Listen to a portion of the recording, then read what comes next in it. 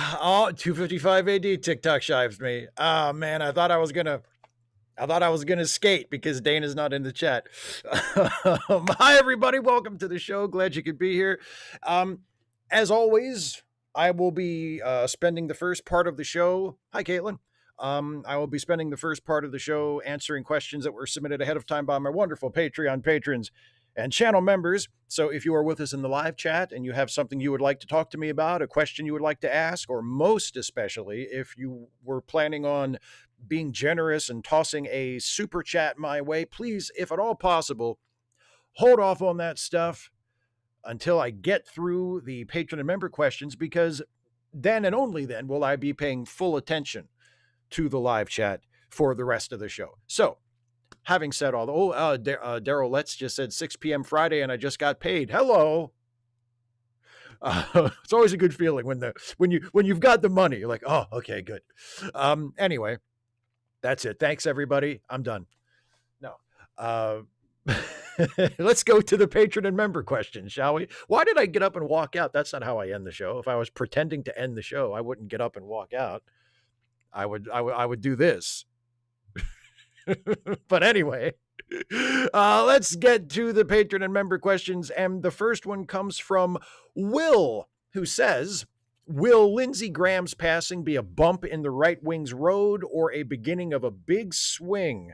I'm presuming you mean a big swing like in our favor. I mean, I would like to think so. My guess is it probably won't end up meaning a whole lot. I don't think his death is really going to affect the balance of power in the Senate. I feel like his seat is probably a safe Republican seat no matter what. But, we'll see. Time will tell. But no, so I don't think it'll end up making that big of a difference one way or the other. General Contact Unit Problem Child says, you said it's wrong for Plattner to try and influence who they replace him with.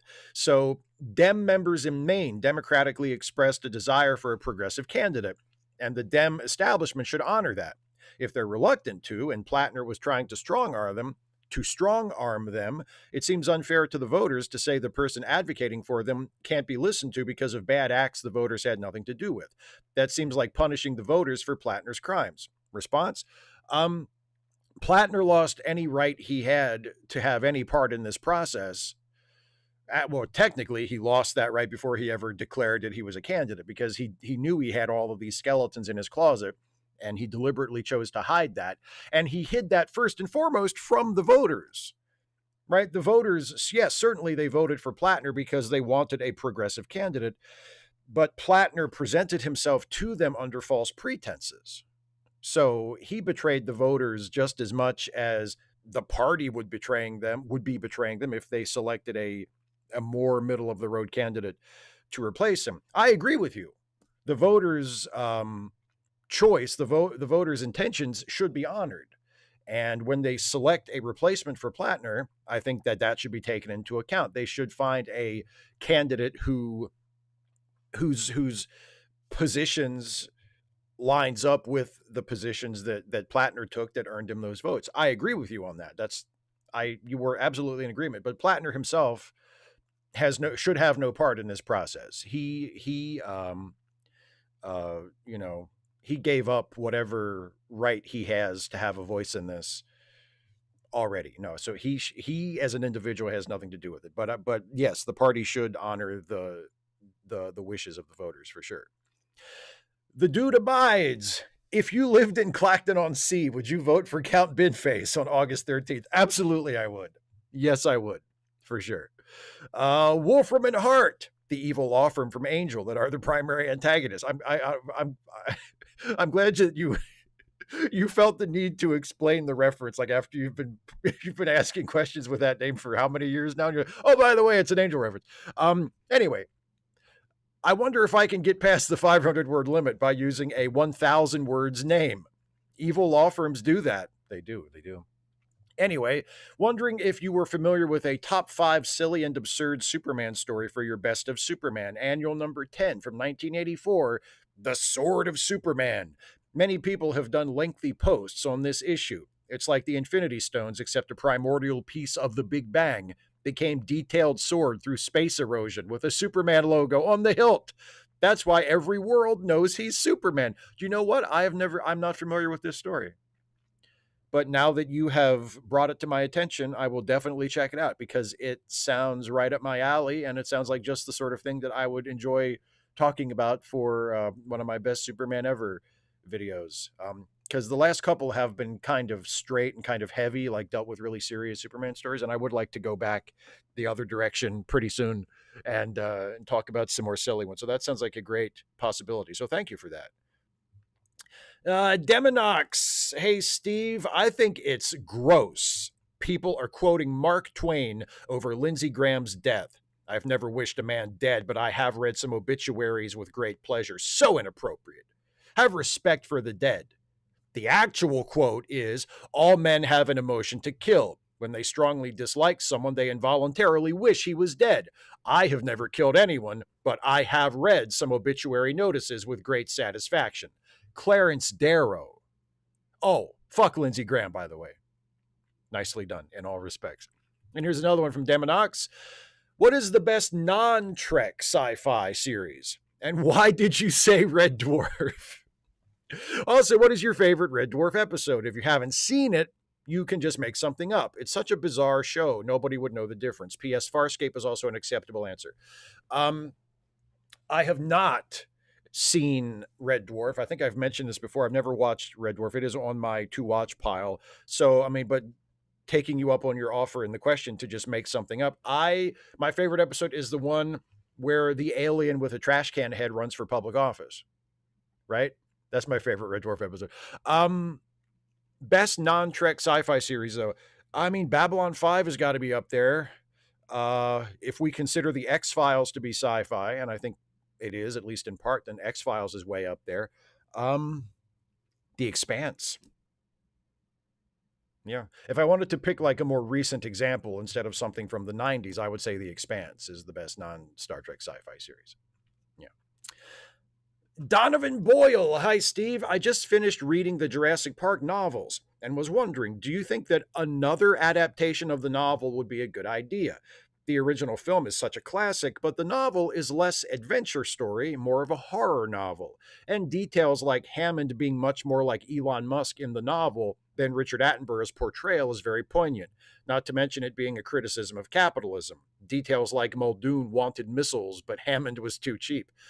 Maybe, yeah. I mean, the only reason I would hesitate slightly is because there's just so much adaptation and sequel and remake that is in the air now that I would be very hesitant to say, yeah, do another Jurassic Park. Like, even if it would be different, even if it would be going back to the source material and trying to create a different film than the Spielberg one, I do think there might be some artistic value in that, especially if it was done by a talented filmmaker who had their own unique take. But just because of everything else, I would be extremely hesitant to sort of throw my full support behind that. But as just in general, like all other things being equal, no, I think that's a really interesting idea. I think that's a really interesting idea, and I would, I would certainly watch it if somebody did make it, regardless of my, just stated misgivings. I would definitely watch it just to see how it turned out. An enemy spy, but do I deserve to be? Is that the question? And if so, who answers? Who answers? You do, Steve. Okay, well, you came to the right place. In light of Lindsey Graham's all too timely passing, spits on ground, I've seen a lot of mockery over him obviously being a closeted gay man. Is it okay to mock? Simply being gay is nothing to shame someone for, but when he's a homophobic asshole who uses his power to harm the queer community, I think there's virtually no line too far to cross. I guess it's not that he's gay we're making fun of, but that he was a spiteful coward who ruined lives over a lie he couldn't even hide. Yeah, make fun of that. Don't make fun of him for being gay. And I would say don't even make fun of him for being closeted, because there are gay people who are closeted or have been closeted at some point in their lives, at least. And of course, there have been many eras of history where most gay people felt obliged to remain closeted for their own safety or their own, just so they could have a career or a social life or whatever. So I wouldn't make fun of him for being gay, and I wouldn't make fun of him for being closeted. But yes, his hypocrisy, his homophobia, all of the things he did that harmed the gay community, absolutely tear him up over that. That's fair game. But you can do that without mocking him for being gay or mocking him for being closeted. But yes, I mean, the bit about being a spiteful coward who ruined people's lives, yes, absolutely. Go nuts. Go nuts. Cast Iron Chaos, R.I.P. Sam Neill. Yes, he was the Jurassic Park scientist guy, but 12 years before Jurassic Park, alas, not lucky 13 years, he was grown up Damien in the third movie of the Omen series, which I think lasted for at least 2 other sequels. Here's to you, Damien Thorne, the presidential candidate who kept the huge crucifix of Jesus in the back room of your office so you could yell at it every night. This is what atheists want, boy. You want to talk about quality cheese. That third Omen movie with Sam Neill as grown-up Damien. That's quality cheese. I would not call it a good movie by any stretch of the imagination. Honestly, I kind of think all of the Omen movies are pretty cheesy. But that third one is just an absolute schlock fest. But Sam Neill is a delight, as he was in everything he did. And yeah, I recommend watching and having a good time with Damien, the third Omen movie for sure. It's a hoot. I'll put it that way. It's a fun movie to watch, especially if you have company and you're giving it the Mystery Science Theater treatment. Caitlin L. Holy shit! Another new personal best, this time on a Tuesday. You generally seem grounded and mindful, self-aware of your own reactions and desires. This is something I respect about your media critique as much as your political critiques, and I think it's what supercharges your satire. Have you ever had any experience with techniques like meditation or CBT, DBT, or any of that stuff? Or are you just preternaturally gifted at being level-headed?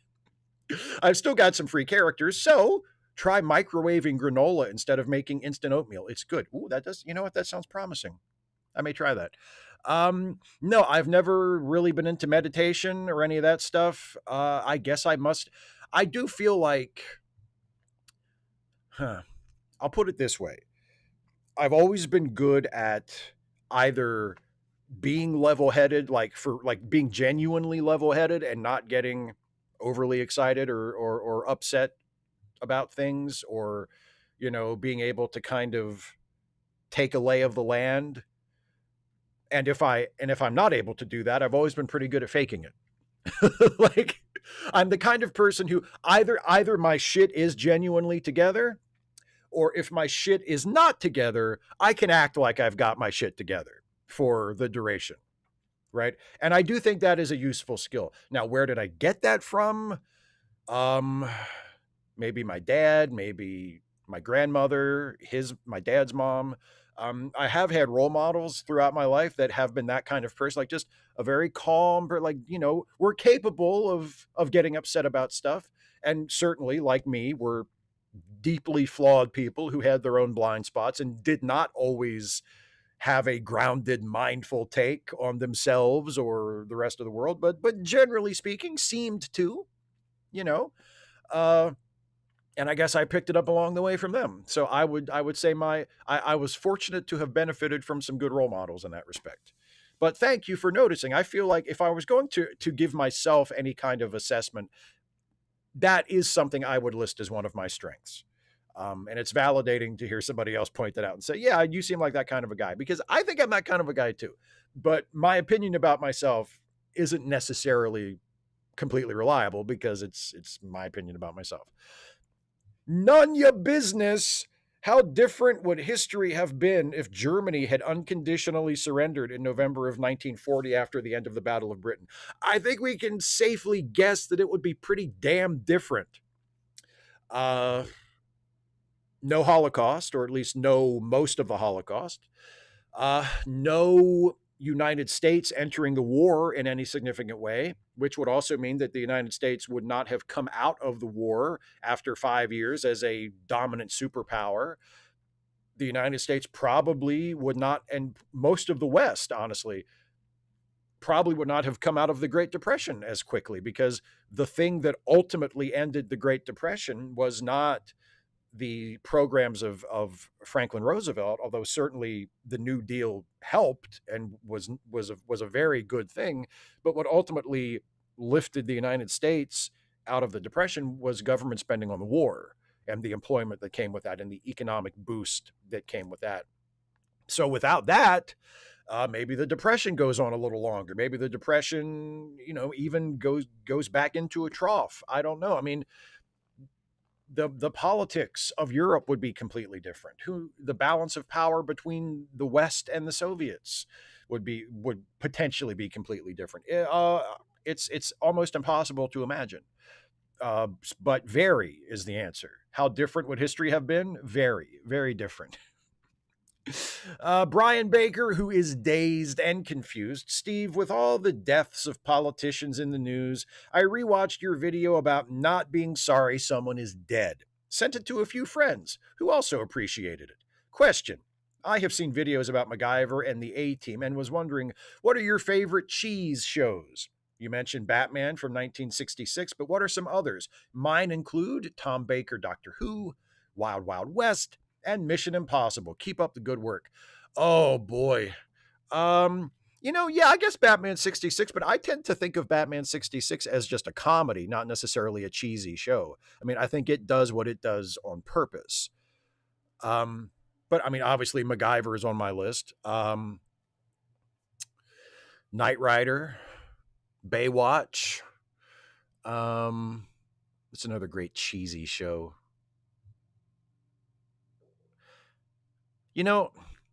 One that kind of rides the line for me is Dragnet, because there are some episodes of Dragnet that still hold up very well as like a well done serious cop show from its era. And then there are others that are just ludicrous, like just so bad, but entertaining in like a cheesy way. So it's maybe Dragnet a little bit as well.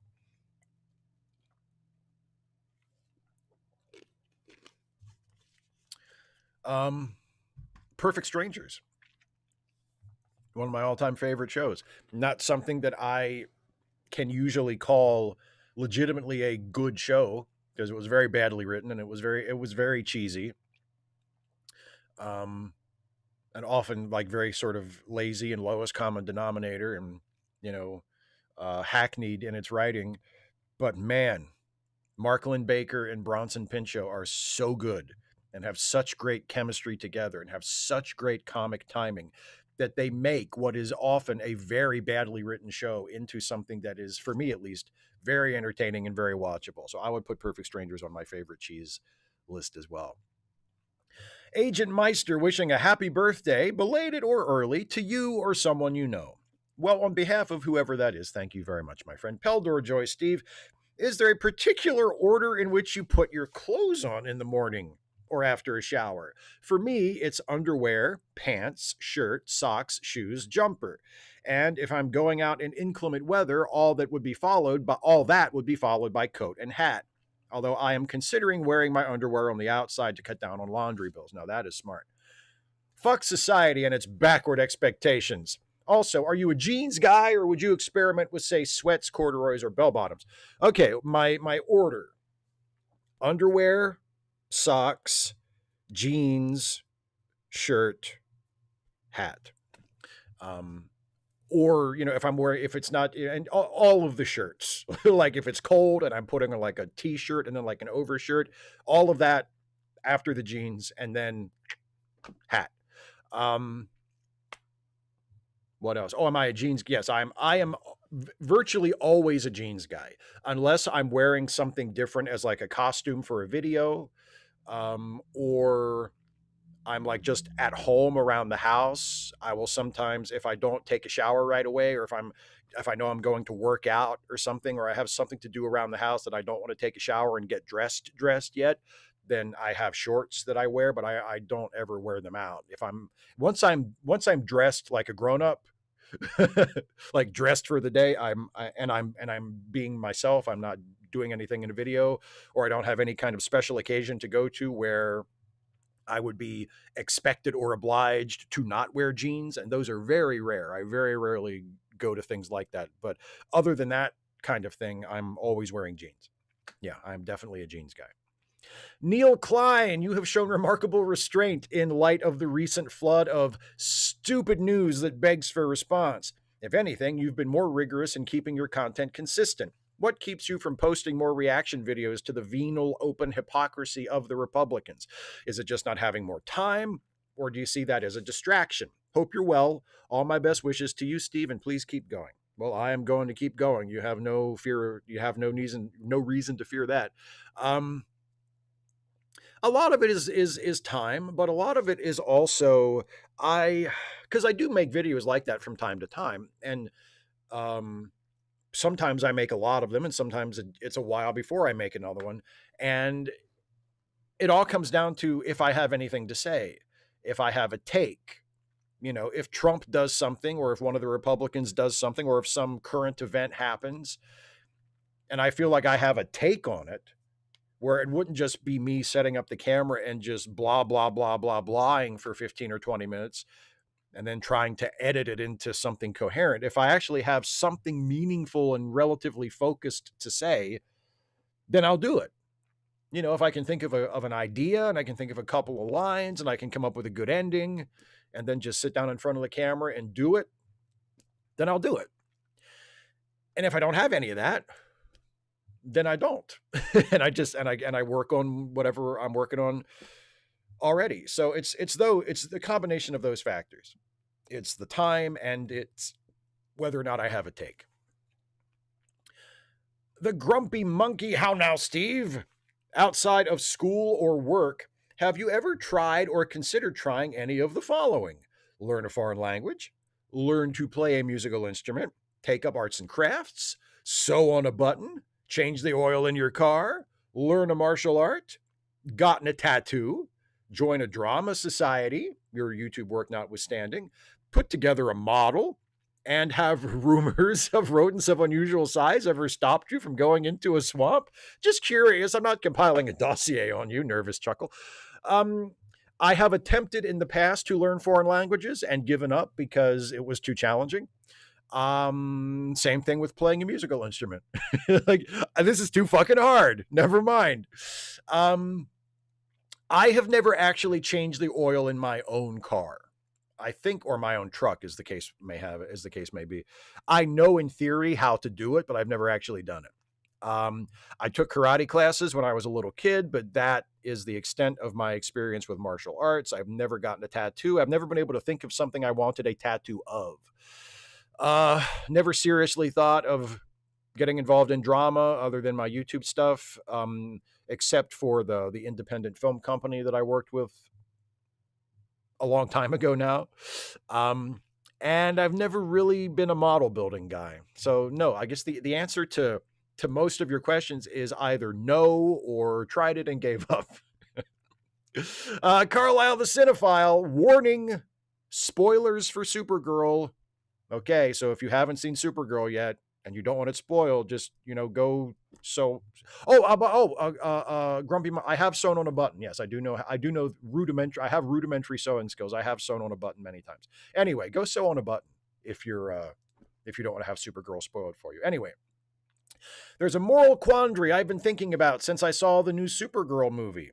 Why didn't it bother me when Kara killed Krem in her own movie, when it did bother me when Clark killed Zod in Man of Steel? In both scenarios, they're eliminating an unrepentant murderer who will undoubtedly cause more suffering if allowed to live, but one didn't sit right with me, while another one I had no problem with. I still haven't figured out why that is. Well, I don't know why it is for you personally. I think I can articulate why it is for me, because I agree with you. It didn't. The death of Krem didn't bother me at all.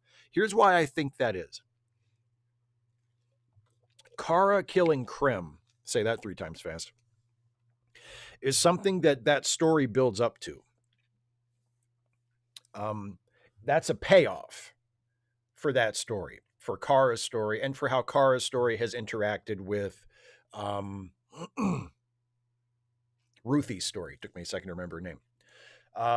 The movie earns it because the movie has told the story to get to that point. Whereas in Man of Steel, narratively, as well as just within the particular situation that they found themselves in at the time, Superman doesn't have to kill Zod. Superman's killing of Zod in Man of Steel feels like an arbitrary choice by the storytellers, not something that the movie was building up to that paid something off in a meaningful way. It's just a thing that happened because Zack Snyder and David Goyer wanted to show that their Superman was different. Their Superman was edgy. Their Superman was willing to do things other versions of the character wouldn't do. Or if you believe their, bullshit. Well, we have to, he kills Zod to explain why he doesn't kill people after that, or, whatever. It just doesn't work in the context of the story they were telling. And that's really my most glaring fundamental problem with Man of Steel on the whole, is that it doesn't feel like the storytellers understand the story they're telling. And the killing of Zod by Superman is just one of the more obvious examples of that. Whereas the killing of Krem by Supergirl doesn't feel that way. It feels like, okay, this makes sense for this character in this story. This feels like we have been led up to this point in a thoughtful way. So that, I think, is the difference. But again, maybe that's not for you. Your mileage may vary. But that's why I think it is. Zulu Romeo, who does move in herds, in honor of the passing of the legendary Jurassic Park actor Sir Nigel John Dermot Neal, known to his pals as Sam, apparently because all his schoolmates were called Nigel too. What is your favorite dinosaur? Mine was always the Stegosaurus. Big spiny boy with 3 small brains and a mean tail. And he transformed into the Autobot Snarl.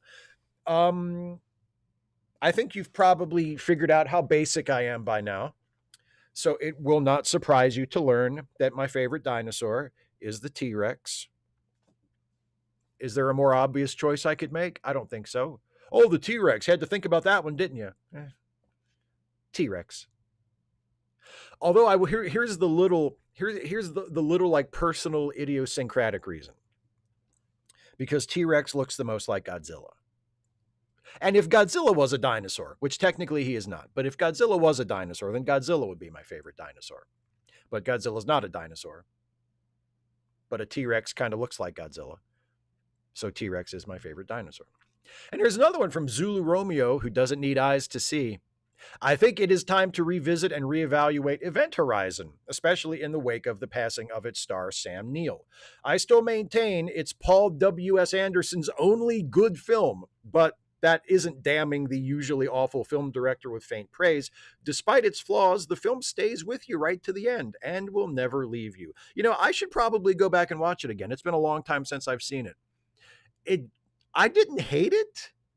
I mean, I guess I liked it, but it didn't leave like a super strong impression on me. But it's been a very long time since I've seen it. So maybe I should go back and revisit that and see if I feel about it more closely to how you feel about it. So thank you for bringing it up. I'll see if I can find time to watch it here at some point.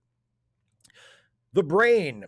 Is there a fictional villain you think audiences have misunderstood? Not because they're secretly right, but because they're arguing the wrong point.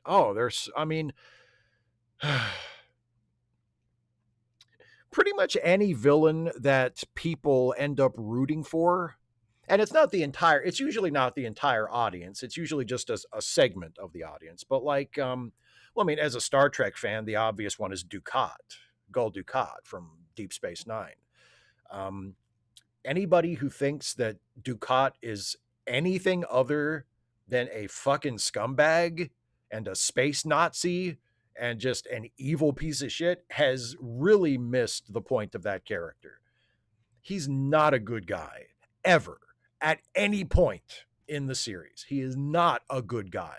He's a great character.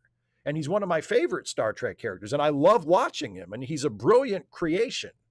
But if we're judging him by the standards with which we judge real people, if we're judging his character in terms of like his morality and his ethics, rather than him as a fictional character, he's a piece of garbage. And he's evil. And he always has been. And he's fucking...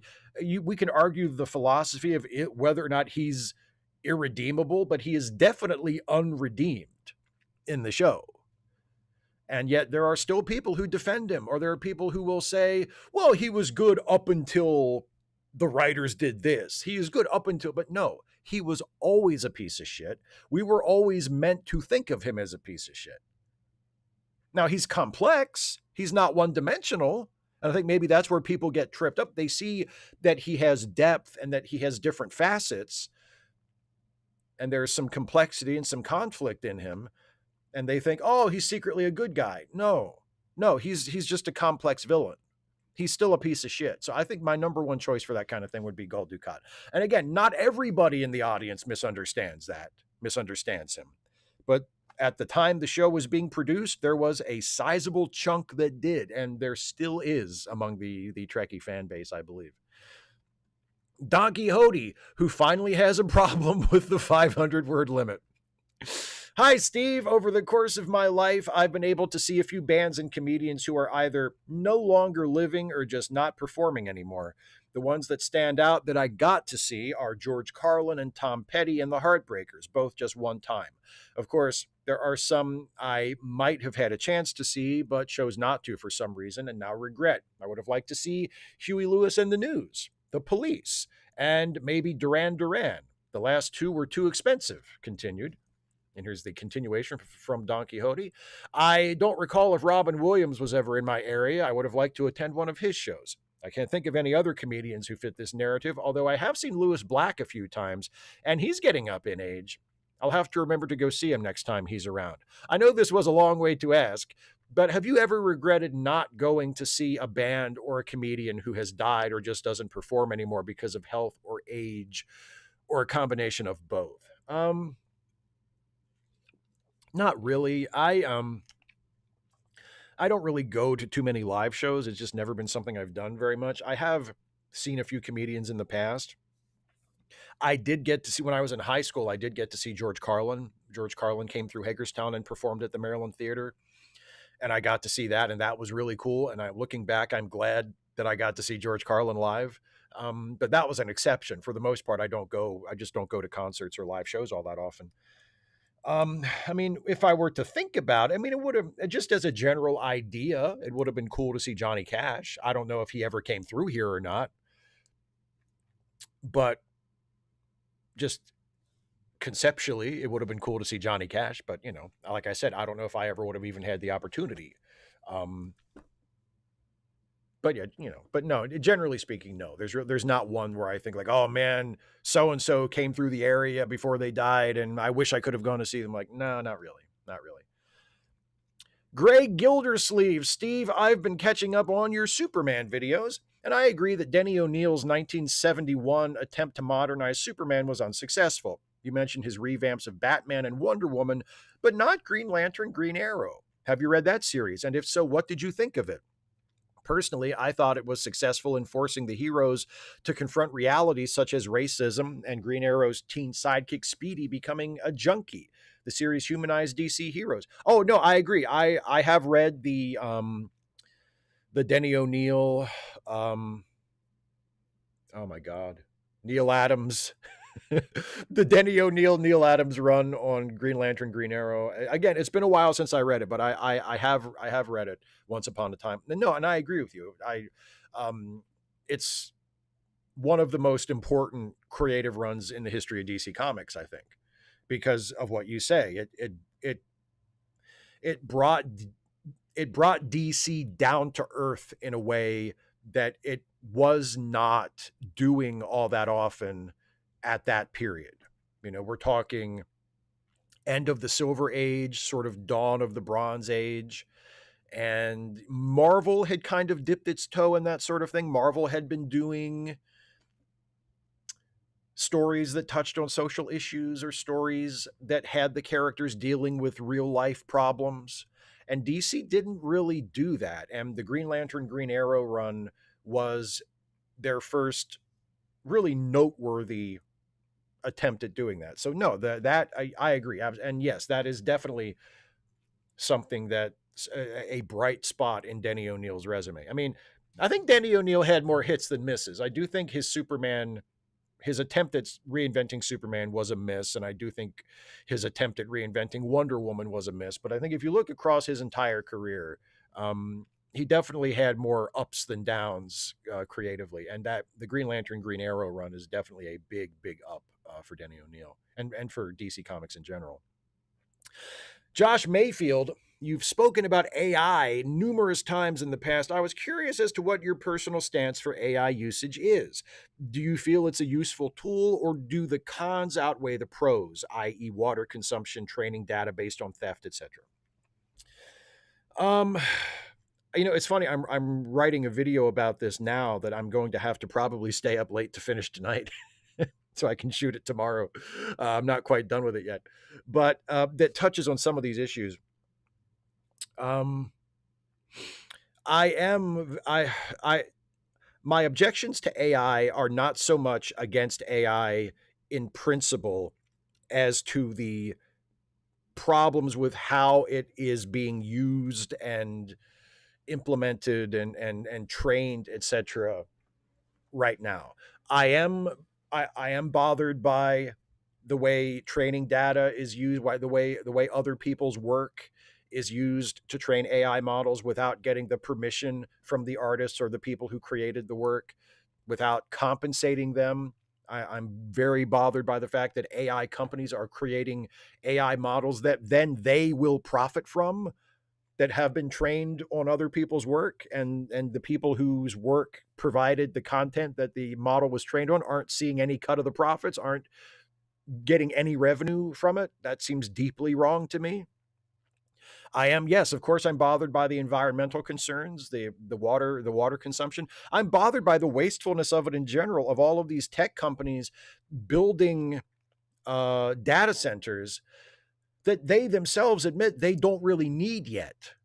Like they're not quite sure. They're just, it feels, the whole thing feels like a bubble. It feels like a bubble that is going to burst at any moment, because they're just pouring billions and billions of dollars into this and making their money while they can and inflating it more and more. And then eventually the bubble's going to pop and people are going to be like, what the fuck were these people doing? I think it feels kind of like a pump and dump on the part of the people who are really, really pushing AI super hard and trying to inject it into our lives and into our work and into our various processes in any way they can, most of which are intrusive and don't really help anything. So all of that I have big problems with. But in principle, if you could find a way to create and use AI that avoids all of those problems, and if you would use it in ways that did not negate human creativity or try to replace human creativity, if you could use it in ways that assisted and augmented human creativity, instead of, people thinking they can just type in a prompt and then let an AI video generator generate a clip and then say, look what I made. Like, if you can use it in ways other than that, I do think it could be a useful tool. And I think I've said many times in the past, it could also be a fun toy. Once you get away from the ethical problems that are dragging it down now, and maybe once it's out of the hands of the people who are currently promoting it, who are some of the worst people in the fucking world, it could potentially be a useful and a fun thing. So that's that. And look, I am not the kind, even with the current problems, I am not the kind of person that gets mad at just an ordinary individual using AI. I'm not going to wag my finger at people for using AI. I'm not impressed by it. When people post like AI generated clips and pictures on social media and stuff, I don't necessarily feel warmly towards it. I'm not going to be like, oh, hey, awesome, dude. Like, I'm not impressed by it. Most of it looks terrible anyway. But I'm not mad at them. I'm mad at people who know better and people who don't. I'm mad at movie studios trying to use AI to replace writers. I'm mad about that. I'm mad about people who are pushing AI to be incorporated in ways that it doesn't work and to do things that it can't do and it's not ready to do. I'm mad at those people more than I'm mad at people that are just posting shitty looking AI generated, and obviously people who use it to try and spread misinformation, like yeah, that kind of stuff. I have very strong objections to that. Um, but people that are just posting like dumb AI generated clips on threads or whatever, like I'm not a fan of that, but I'm not going to like lose any sleep over that. It's just kind of a minor annoyance. It's something that I don't really understand the appeal of. And I especially don't understand why people share AI clips that look like shit and that have really weird artifacts in them that you would think you would see it, you would see how it turns out and you would go, "Oh, the head's on backwards. I'm not going to share that one."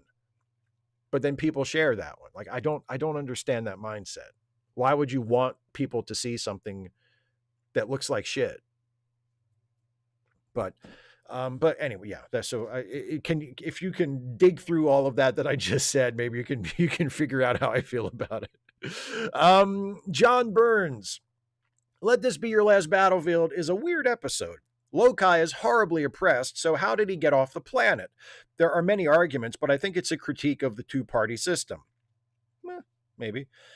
Anyway, Beale heads out after Lokai without authority and never contacts Sharon in 50,000 years. He meets others and Lokai keeps getting away. No wonder many inhabitants of Sharon left. Political parties make people crazy. Kirk had solved his problems. The admirals would deal with Beale and Lokai. Yeah, I mean, it's the sort of thing you're not really supposed to think about. You're not really, it's kind of like the refrigerator logic of that episode. Wait a minute, they were chasing each other for 50,000 years. They never went back to their planet. They never kept into like the death of their planet was a total shock to them. They've been gone for 50,000 years. Like, just don't worry about it. Just don't think about it. The episode's not about that. The episode is about the point that they're trying to make with that ending. But yeah, if you get into the weeds with it and you really, try to, pick it apart with a fine tooth comb, it completely falls to pieces. There's a lot of it that doesn't make any sense at all. M.W. Ridger has lost 32 pounds since May 1st. Now let's talk about my adventures with Superman. A trope that's graded on, by the way, congratulations on the weight loss. A trope that's grated on me more and more over decades is the alien character living with humans who says things like, "I desire more of the hot canines," when they want hot dogs, misinterprets metaphors literally, "Let's bury the hatchet. Why, is the hatchet broken?" and shit like that. And yet I love the version of Kara from My Adventures with Superman, and I don't know why the trope doesn't bother me at all there. In fact, it's endearing. Do you have any tropes that usually annoy you but then sometimes appeal to you? Um it really depends on the context. I think a lot of tropes can be either annoying or can work based on how they're being used. You know, like the trope of kind of what you're saying with Kara, just the trope of the character who is constantly misunderstanding things. Who, because they take everything literally, or because they're really naive or whatever. If that trope is used in a smart way, that can be really funny. If it's used in a really lazy, hackneyed way, then it can be lazy and hackneyed, and you're not, and I'm probably not going to like it. I agree with you. I like Kara from My Adventures with Superman. And I think maybe the reason it works so well there is because it's being used in the context of a show that we know from watching it and from just the rest of the show that it's a smartly written show made by people who know what they're doing.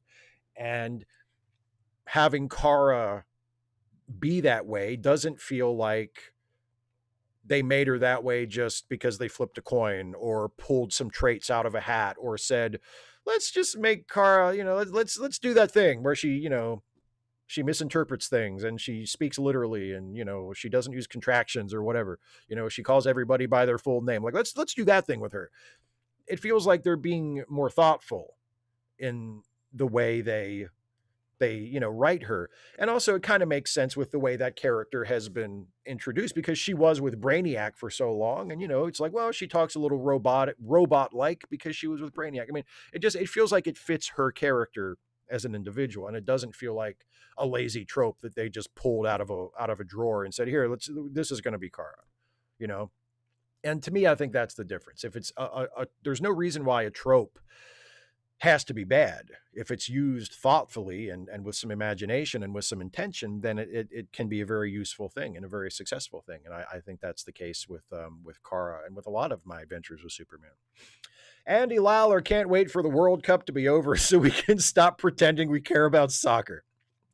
Hey, Steve, watching videos of Europeans being mind blown over American food has been both funny and concerning. If they're going apeshit over ranch dressing and Raising Cane's, how colossally garbage is food in other countries? I mean, we all know British food is god awful, but what's the funniest and or most unexpected thing you've seen people lose their minds over during the World Cup? Thanks and have a great weekend, everybody. I can't answer this question because I have not paid attention to any of this stuff. I'm sorry.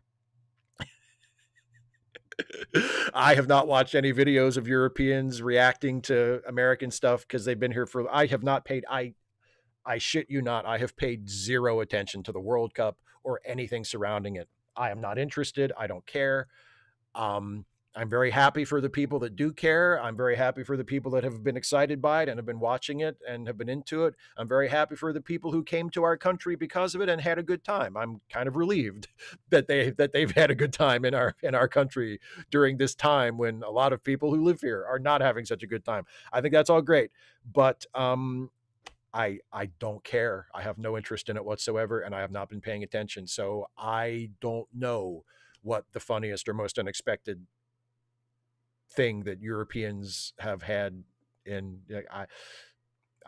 I think I saw a meme of somebody like having kind of a delighted / bewildered reaction to Buc-ee's. They'd never seen a Buc-ee's before. I saw somebody posted a photo on social media of like the outside of a Buc-ee's with the caption, "This is a gas station."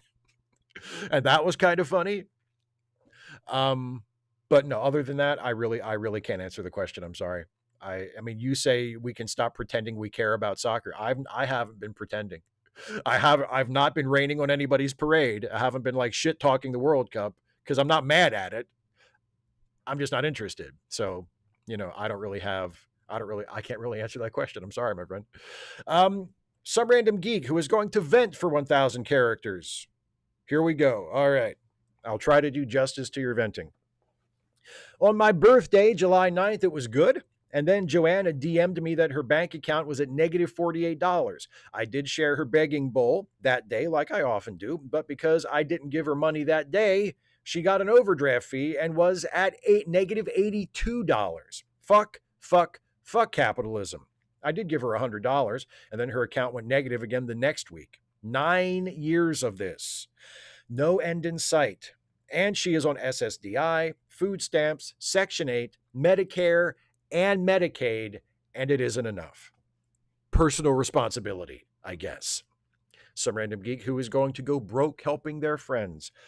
Joanna needs an extra $1,000 a month on top of what she gets on SSDI, and that is just to get by.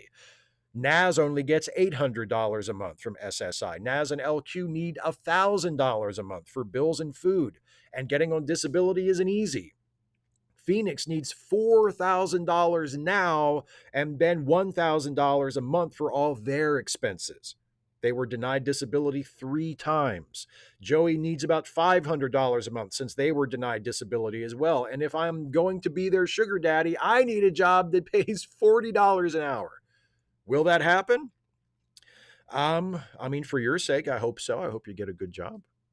I hope, but yeah, no, your point is made, my friend. It's the way we treat people in need in this country, the way we treat poor people is cruel and inexcusable. And all the excuses that certain people make to defend it are bullshit, because it's not simply a matter of working harder or pulling yourself up by your bootstraps or taking personal responsibility or any of these other things that people say to try and justify this kind of thing, forcing people to live like this, forcing people to have this just never ending anxiety about money and about how they're going to get their bills paid and all of this bullshit. There's just no excuse for this. It's atrocious. And I'm sorry that I'm sorry that your friends have to go through it. I'm sorry that anybody has to go through it. And there's no reason anybody should, especially with the wealth and the resources that we have in this country. Cara Hughes, I've been reading some more Legends of the Dark Knight stories, most of which I like. But are there any DC Batman story writers you loathe with a passion? Mine has to be Frank Miller, but I'd like to know your thoughts, Cara. I mean, I think Frank Miller's more recent output is worthy of that emotion. His stuff from the 80s, I wouldn't feel that way about. I love Frank Miller's Batman stuff from the 80s, but his more recent stuff, yeah, not just his Batman stuff, his more recent stuff across the board, not great. Is there a Batman writer is there a Batman writer whose stuff I loathe? Not really, not that I can think of. There are writers who I like more or less. Like, I mean, even though I have spoken, um, I've spoken in a complimentary way about some of his work with Batman. I think in my Best Batman Ever series, I did a video where I noted some things about one particular piece of his that I appreciated. But in general, I've never been a huge fan of Scott Snyder. I don't loathe him. I don't think his work is, terrible. Doesn't make me want to throw the comic across the room or anything.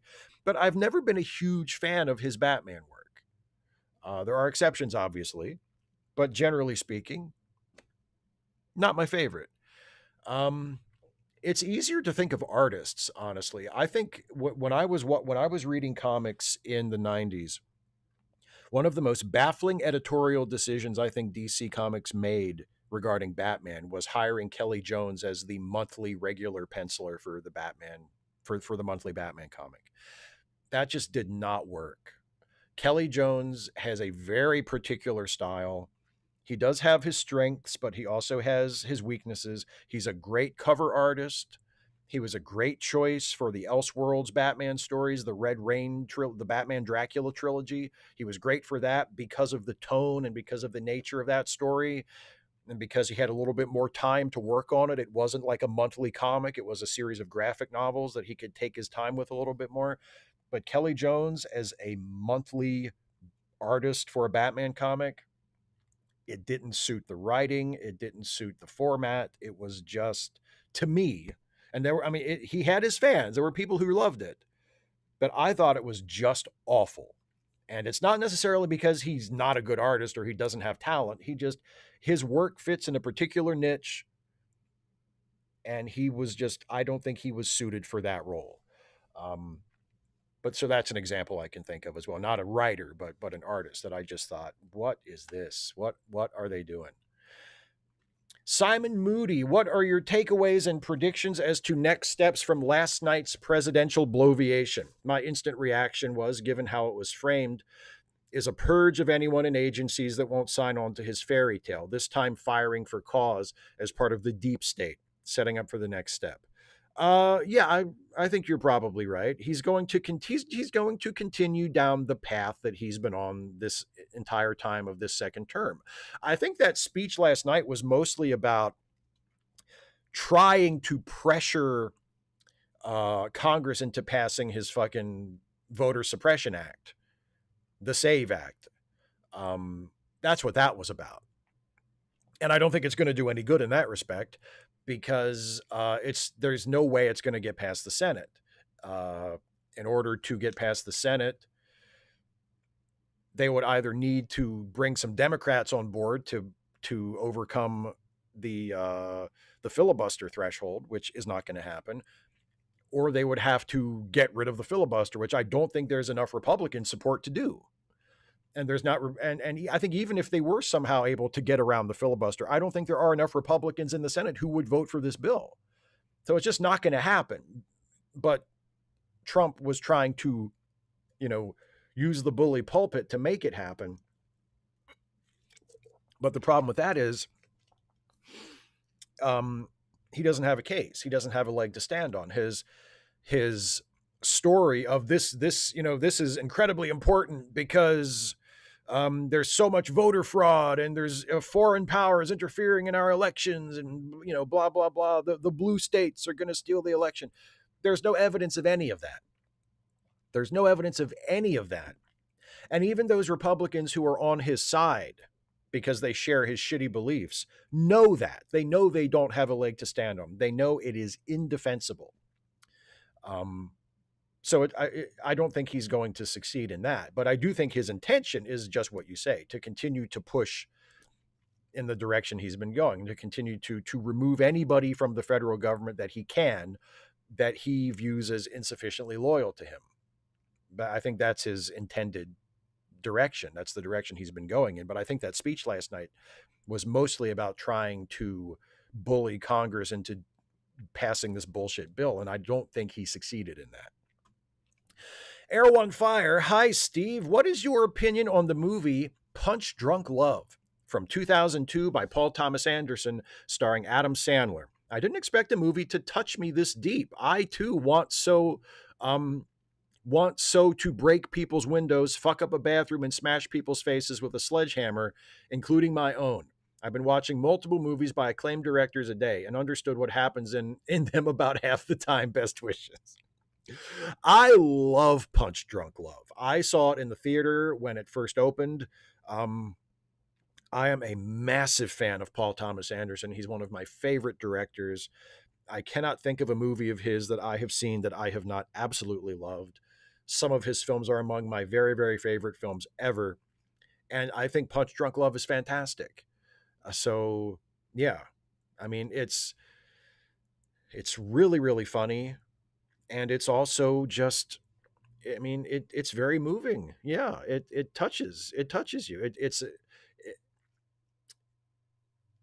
Yeah, I don't know. I mean, I feel like it has kind of gotten lost in Anderson's filmography because he's done so much since then that has just like it was after that movie that he really stepped it up and went to a completely different level. He had been brilliant up until then. I mean, Hard Eight, or Sydney as it was originally titled, great movie. Boogie Nights, fucking masterpiece, still one of my favorite films. Follows that up with Magnolia, which is one of my absolute very, very favorite top tier films ever. Went to see it 6 times in the theater. I love every second of Magnolia. And then after that came Punch Drunk Love. But then after that, he's making fucking There Will Be Blood. He's making The Master. The movie that just came out last year, that won Best Picture, One Battle After Another. Just, I mean, on and on and on and on. And I feel like in the midst of all that brilliance, Punch Drunk Love kind of gets forgotten about because it is a more modest film, both in terms of its budget and scope, and also just in terms of its creative ambition. It's just a much simpler film, but it's beautiful. And it's incredibly well made, and I love it. I love it. I'm glad you liked it too. Isaiah Taylor, sorry for the late posting, but have you noticed that Juice Newton's Angel in the Morning sounds a lot like a song sung by a soldier before he goes off to battle? The drums sound like military taps, and Newton's soothing voice sounds like that of a mother's love. The angel in the morning could refer to a soldier either seeing his wife upon his return or seeing her in heaven if he died in battle, hence an angel. What do you think? I'm not sure I know the song. I don't know if I can say. I'm not sure I know the song. And I didn't think to look it up to be sure if I did know the song before. Actually, you know what? Fuck it. Let me do it right now. Juice Newton Angel. Oh, okay. No, I know the song. You said Angel in the Morning. It's Angel of the Morning. Yeah, no, I know this song. Just call me Angel of the Morning, baby. Yeah, no, I know that song. Yeah, I guess maybe. I haven't listened to it in a while, so I can't say if I agree with you about the taps thing. But I think your interpretation of it is interesting, that it could be a soldier seeing his wife upon returning or seeing her in heaven. That's an interesting interpretation. I've never really thought about it. And Isaiah has another question, which is more of a show and tell. Also, I won 3rd place at my cosplay contest Here's my Artemis 2 cosplay as Victor Glover, the first African American to go to the moon. And of course, I have the pics that Isaiah shared with me. There's one shot. There's another. There's another. Isn't this an awesome costume? It really looks good. I really like it a lot. Here's another one. I like how it's almost like you're taking mugshots of yourself. And I love the details, the patches and everything. It's a beautiful, beautiful costume. And then here is the award that was won. Third place. The first and second place must have been pretty fucking good. That's all I can say, buddy. First and second place must have been pretty good if that got third place. That's fantastic. Good for you. Good for you. And thank you so much for sharing with us. Russell. Hey, Steve, what a long week. Hope you are well. Real quick, how do you deal with offensive people in your chat? I'm not talking about those you have disagreements with. I'm talking about trolls. How do you remain calm? I ask this because I was in another live chat with a person whose work I really admire, and out of the blue, some dipshit started flooding their channel with the same message over and over again. They used a racial slur. The content creator was like, bye, banned, and chatted after he banned the troll and chatted. Then here's part 2 from Russell. After he banned the troll, he went back to having a great time with us fans like nothing happened. Personally, I would have wanted to be a mission to expose this asshole. What's the secret? Patreon temporarily blocked my account till I did this update thing. I am no content creator. I only joined Patreon to support channels like yours. This so-called upgrade isn't going to mess anything, I hope. Finally, wanted to say, can't wait till Wednesday for your DS9 episode. I truly admire that one. Thanks. I'm looking forward to watching this. The next episode Dana and I are watching on Wednesday is Treachery, Faith in the Great River, which is an episode that a lot of people really love. So I'm looking forward to that one too. And I don't think you have anything to worry about with the Patreon thing. I think that was just a change in the way they are, organizing their profiles. I think you're good. As far as the suggestion, the secret of how do you deal with trolls like that? Trolls don't matter, man. Like, why would you want to go on a mission to expose them? You're just giving them power. You're just devoting your own mental bandwidth and time out of your own life to a person who doesn't matter. Block them and forget them. The person running the other live stream who did that, who just blocked them and forgot about them, that's what you should do. That's the only right way to handle it. Fuck them. Don't give them any more time. If all they're doing is showing up to start shit and clutter up the chat and fuck with people, get rid of them and forget about them and move on. Don't let them take control of your show, your chat, or you in any way. Just block them and forget them. It's easy. It's easy. It's not even remotely challenging to me. If I saw, and now I have moderators in my live chat who would do that anyway, probably before I even noticed it. But if I did notice it, you're out of here. And I'm not going to think another fucking thought about you for the rest of my life. Right? You're gone. And that's it. No, that's the secret is you care about them as much as you should, which is not at all. And final question from the Wandering Watcher. So, hey, I asked ages back when you were going to do alternative universe episodes, and you said August of this year. Is that still the case? Do you know when Parallels will come out for retro review? Thank you. Just for you, Wandering Watcher. I went and checked my schedule because I do have the retro review scheduled out for usually about a year ahead of time. And the alternate universe batch, or what I'm calling the other universes batch, will start in late August. The first episode of that batch will come out on August 27th, so the last week of August. And that batch does include Parallels, and the review of Parallels will come out on September 17th. So there you go. It is still on the schedule. It is still going to start in August, albeit in late August.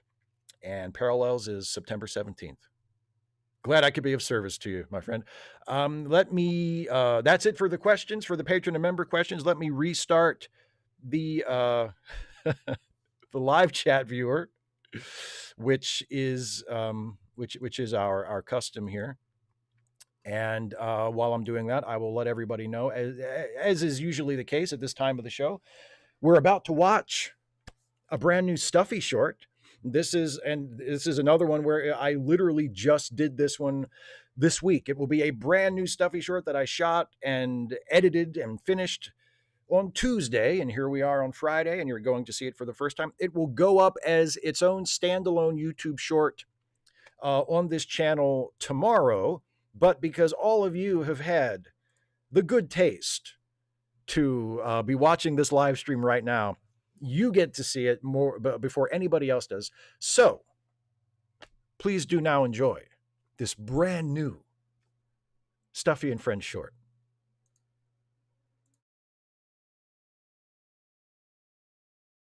I'm thinking of locking in. Do it. So you're gonna stop moving and speaking? That's not what it means. What does it mean? I don't know, but this morning I saw this meme on Instagram with a picture of this super jacked looking dude holding a fan of $100 bills, and it said, if you locked in, this could be you. So I've pretty much decided to lock in once I learn what that entails. It just means to focus on what you're doing, you brick. Can either of you confirm?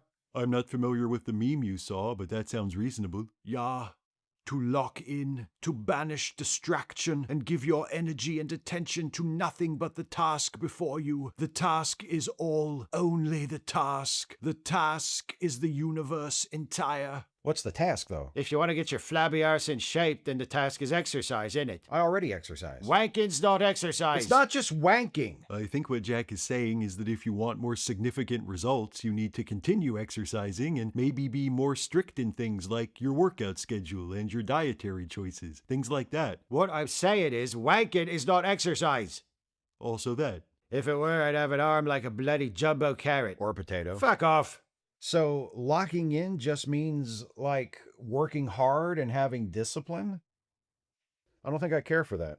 What did you think it meant? I thought it would be a one easy trick type of deal. You know, use this one easy trick and have less back pain from now on. That's probably exercise too. Yeah, exercise. Why is everything fucking exercise? It's not. Wanking is not exercise. I got it, man. Ta-da! Hope everybody enjoyed that one. I like that one. Self-praise is cheap praise, but I enjoyed that one. I turned on the Q&A feature. I'm going to go check and see if there's any questions in there. But first, I want to acknowledge some super chats that came in while I was answering the patron and member questions.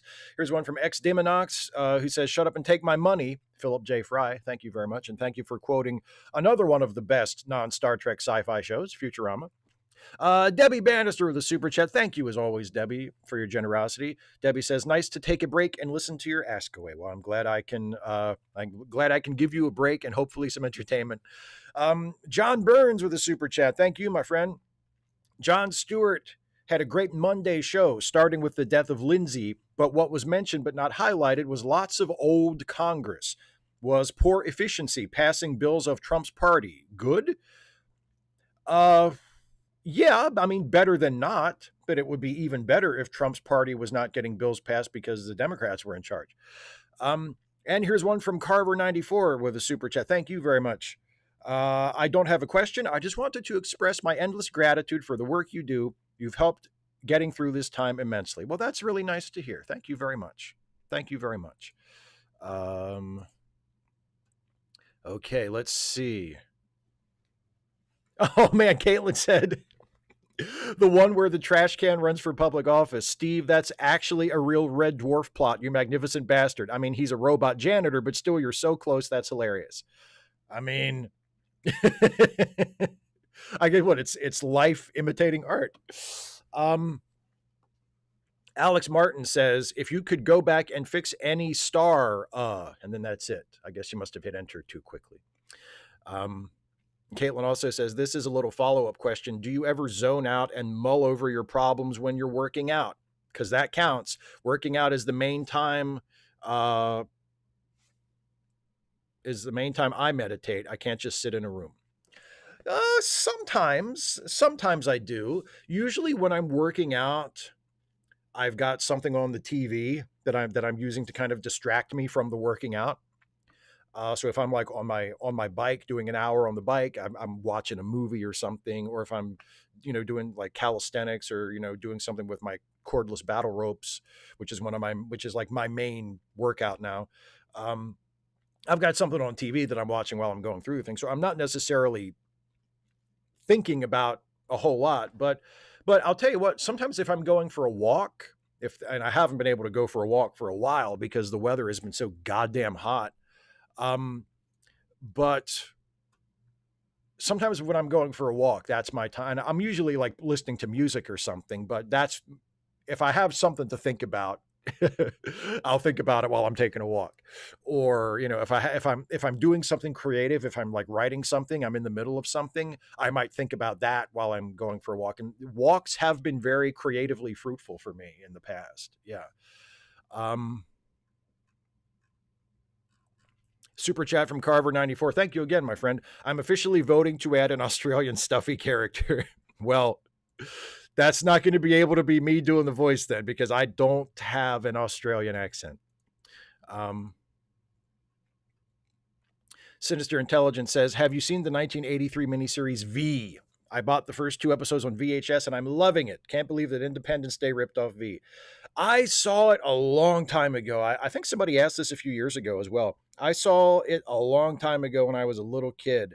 I really don't remember a whole lot about it. I need to go back and rewatch it because I don't really have a strong feeling about it. Philip Kehoe says, I haven't watched the video, but Trek Culture put up a video arguing for a Star Trek Janeway show.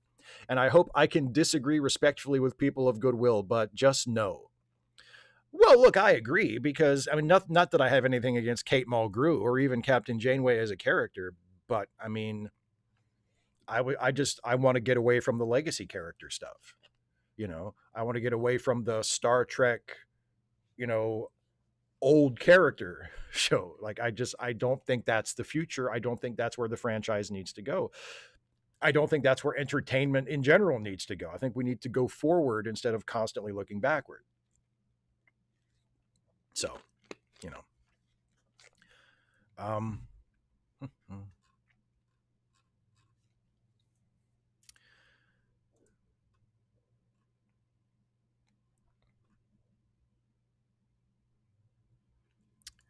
let me see. The questions are coming in slowly. I don't know if you guys just don't have many questions or if it's just not recognizing questions or what. So let me go back to the live chat.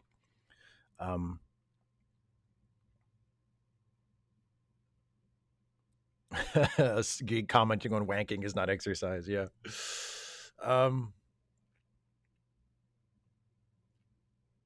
Elmer says my watch thinks wanking is exercise. I mean, I guess, sometimes I guess it can be. Sometimes, at least as far as your wearables are concerned. Hey, your heart rate was awfully high there for a few minutes.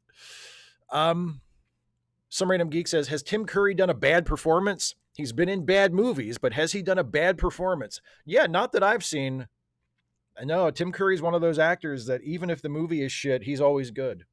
Yeah, no, Tim. Yeah, I cannot think of a bad Tim Curry performance. No. Don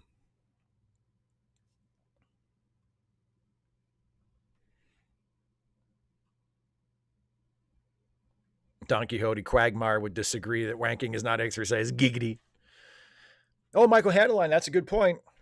We already had a Janeway show. It was called Star Trek Prodigy. That's true. That's true. John Burns says, use AI for your new Aussie character. Even with like the sort of AI related problems aside, the AI voice synthesizers that I have experimented with don't really do accents. They can recreate like the tone and the quality of a voice, but they don't. But in terms of like speech, like an accent is through speech. It's not like a physiological thing. So they're not very good at accents. So even if I was going to use like, I mean, I guess I could do like a text to speech thing, but in terms of performance, those are pretty bad.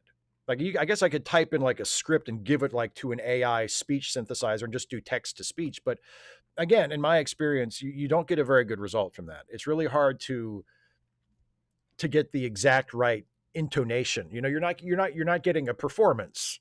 You're getting a computer approximation of what they think it's supposed to sound like. There's no performance there.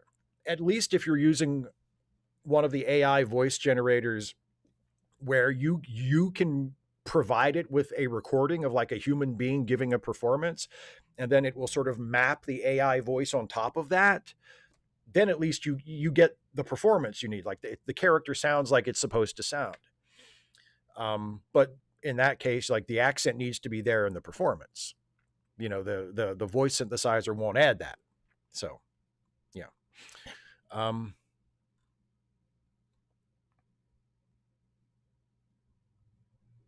Oh, Caitlin, you can do a pretty good Australian accent.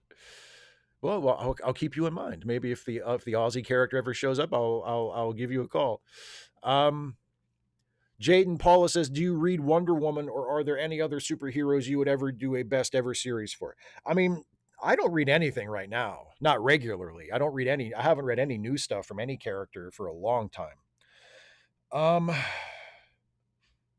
mean, I could potentially do, best ever series for other characters, but it's a matter of time in my schedule to do it, and also just a matter of Batman and Superman are my favorites, and they're the ones that I have the strongest opinions about, and they're the ones that I'm the most comfortable talking about. I feel like I've lived with them the longest. I don't have the same closeness, and I guess maybe Spider-Man. Spider-Man's another one that's a big top tier favorite of mine, but there aren't that many that I have that I feel like not qualified, but just invested in enough to do a series like that. Oh, Geek, would He-Man be considered? Yes. Oh my God, I totally should have said He-Man. I totally should have said He-Man for that question. Yes, He-Man would definitely be considered a cheesy cartoon, and yes, it is one of my very favorite cheesy shows. Absolutely. John Stewart says, "Hi, Steve. Thanks for another great stream. Have you seen the Strange New Worlds promo with Uhura and the Vulcan? Why does the Vulcan look like Jessica Alba to me? I know it's not her, but she favors her in the makeup." I didn't think about that, but now that you mention it, I can kind of see the resemblance. Yeah, I know the character you're referring to. Yeah, I guess I can kind of see some Jessica Alba-ishness in her. Yeah, but like I said, I didn't think of that until you said that. Don Quixote asks, "How bad was the haze from the Canadian fires in your area?" It's very noticeable today. It's very noticeable today. Air quality today has not been very good. In fact, I went outside. I was just outside briefly today because I went to the theater to see the Odyssey. I saw the Odyssey this morning, and not only was it very, very, not, the sky was just completely hazy, and also you could smell it. You could smell it, and it didn't smell like smoke. It doesn't smell like there's a fire nearby, but there's something unusual in the air that you can smell. So yeah.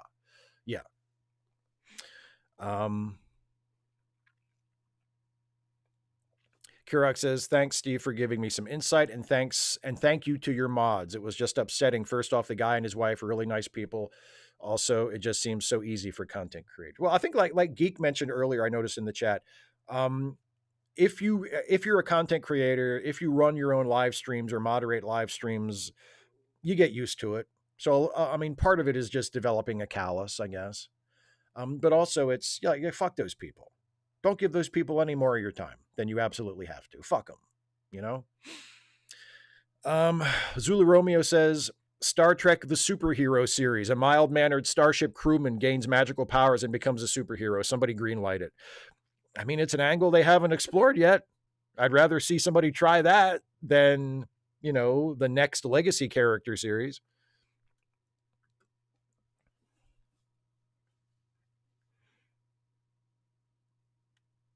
And a DP Samu 2000, I have no idea what you're talking about. That's just gibberish to me. "I suspect ET is informing me. What if you had these calling cards? I made fuselage turn fixture of Boeing 777, 1,600 over 30 years, no mass fatality accidents, of 3 best known 3D pinup stereography." So you made parts for the Boeing 777 for 30 years? and no mass fatality accidents. Okay, well, that's good. But other than that, I have no idea what you're talking about. I'm sorry. Oh, Sinister Intelligence says, as long as the story is good, would you be okay with a Star Trek that goes back to models, motion control for VFX? Yeah, of course. I would have no problem with that at all. Yeah. No, I would have no problem with that at all. I don't really care how they make the special effects, to be honest with you. Let me click back over to the live chat here. Actually, let me check the super chats. Would you? Oh, Carver with another one. Thank you very much, my friend. Would you ever consider doing some single episodes like you do with MacGyver for shows like Battlestar or movies like Star Wars? Yeah, potentially. Yeah, yeah. And also one from John Burns. John Malkovich plays Fearful in Mutant Chronicles. Okay, good to know. Thanks. Thanks for the information.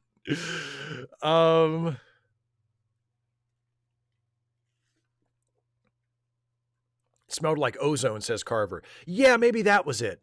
I couldn't quite put my finger on it.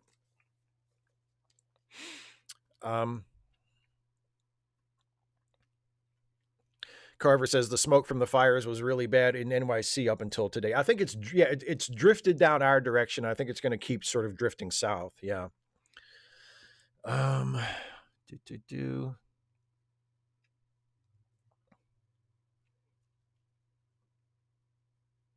Caitlin says, I really don't like prompt generation stuff, but I am less hostile to style transfer. There are ones out there which pay royalties to the actors who willingly trained it up and don't require a literal copy of the entire internet to train. Yeah, that's kind of how I feel about it. I mean, I'm more comfortable. I don't go out of my way to use tools like that either. But I'm much more comfortable using something like that because for the reasons you say. I mean, because the voices that are cloned are people who have volunteered that and they are getting compensated for it. They're probably not getting compensated for it very much, but it's definitely preferable to, doing it the other way where people's work or people's likenesses or whatever is being just sort of harvested without their knowledge or permission and certainly without any compensation. And like I said, with the 11 labs thing that I've talked about before, you can give it the vocal performance.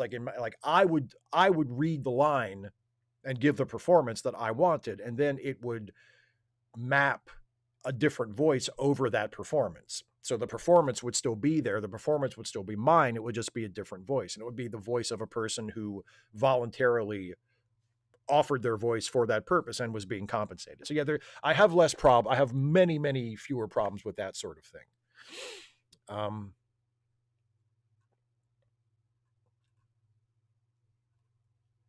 Kirok says, Steve, my good friend and I reached his first time watching the series NYPD Blue 2-part episode about Andy Jr. Do you remember your first experience with that 2-parter episode? My friend wept also. Spoilers about that 2-parter. Oh, that's a great episode. Oh, that's a great episode. Yeah. No, I mean, there were lots of episodes of NYPD Blue that hit me right in the feels. That was definitely one of them. Geek says, shouldn't Canada apologize for Bryan Adams before they have to apologize for the smoke from the fire? Yeah, Bryan Adams. There's a couple of people that Canada should probably apologize for. Yeah. I mean, if we're going with the South Park argument, then yes, Bryan Adams. That bitch Anne Murray too.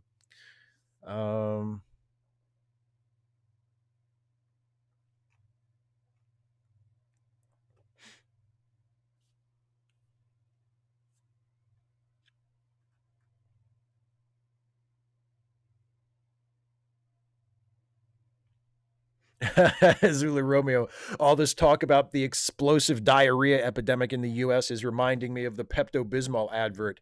Nausea, heartburn, indigestion, upset stomach, diarrhea.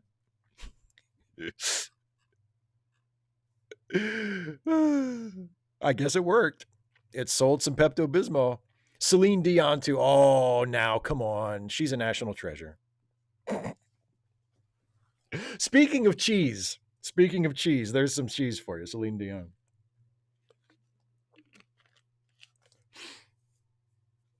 Oh, here's another super chat from Carver. Thank you very much, my friend. Just watched a classic movie called The Cruel Sea, and I highly recommend it, not only because it's a great movie, but there are also some very obvious Star Trek influences in it. Interesting. I'll have to check it out. I've never seen it.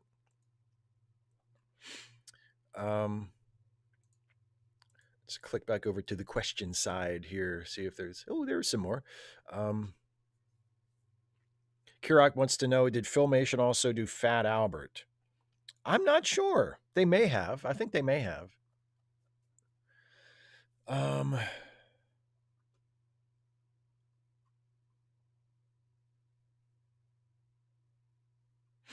Caitlin says, you probably won't be able to give any extra insight, so this is probably more just commiseration. But just today, someone was saying they want an answer about a sci-fi species origin in a newly coming show. I mentioned it would be unsatisfying if it didn't have a good story justification. And they said, I don't care if it's good, I just want an answer. And I find that so weird. How would an unsatisfying answer be satisfying? I know you're just going to agree and glaze me as correct, but still, I need to share it among like-minded folks. Yeah, I don't get that either. I don't get that either. I know I've said before in my videos, I've talked about it in my podcast with Jason on late seating, not just about like Star Trek, but about anything that has like an obviously fictional world, or really any work of fiction. Like, I don't care about the fate of the world or the fate of the universe or whatever in a movie or a TV show. Like, I have no investment in that whatsoever. My investment is in the characters. If I don't care about the people in the story, the bad guy could blow up the planet Earth for all I care. It doesn't matter. It's not the planet Earth. It's a movie. Nobody's actually dying. And if I don't care about anybody in the movie or the show or whatever it is, they can kill everybody and it won't matter. And by the same token, if there's an explanation for like, some backstory or the origin of a species or whatever, if it's not a good story, if it doesn't make me care about characters or it's not tied to characters I care about, I don't give a shit. I don't give a shit. Like, sometimes people will ask me Star Trek questions and they'll say, would you be okay with it if it turned out the Federation was actually this or that, or Starfleet did this or that? I don't care. I'm not invested in Starfleet or the Federation being any particular thing. I just want a good story. And for me, a good story is always, and my emotional investment in a story is always rooted in character. So no, I don't get it. I don't just want an answer. and I like you am baffled by the mindset that's like, I don't even care if it's good. I just want to know. Like, okay, well, good luck. 255 AD says, my favorite dinosaur is the common moorhen. Does that answer make you want to say boo, nerd? No, I think that's kind of clever. Stephen Clenard says, what if you do an Australian character that has spent a long time in the US and has kind of lost his native accent? Hey, maybe that's a loophole.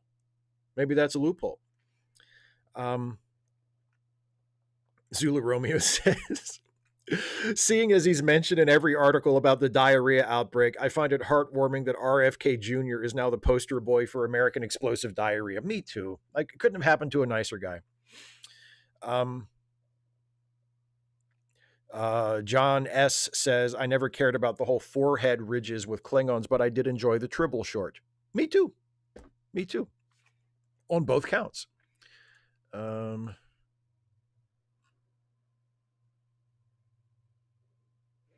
Caitlin, exactly.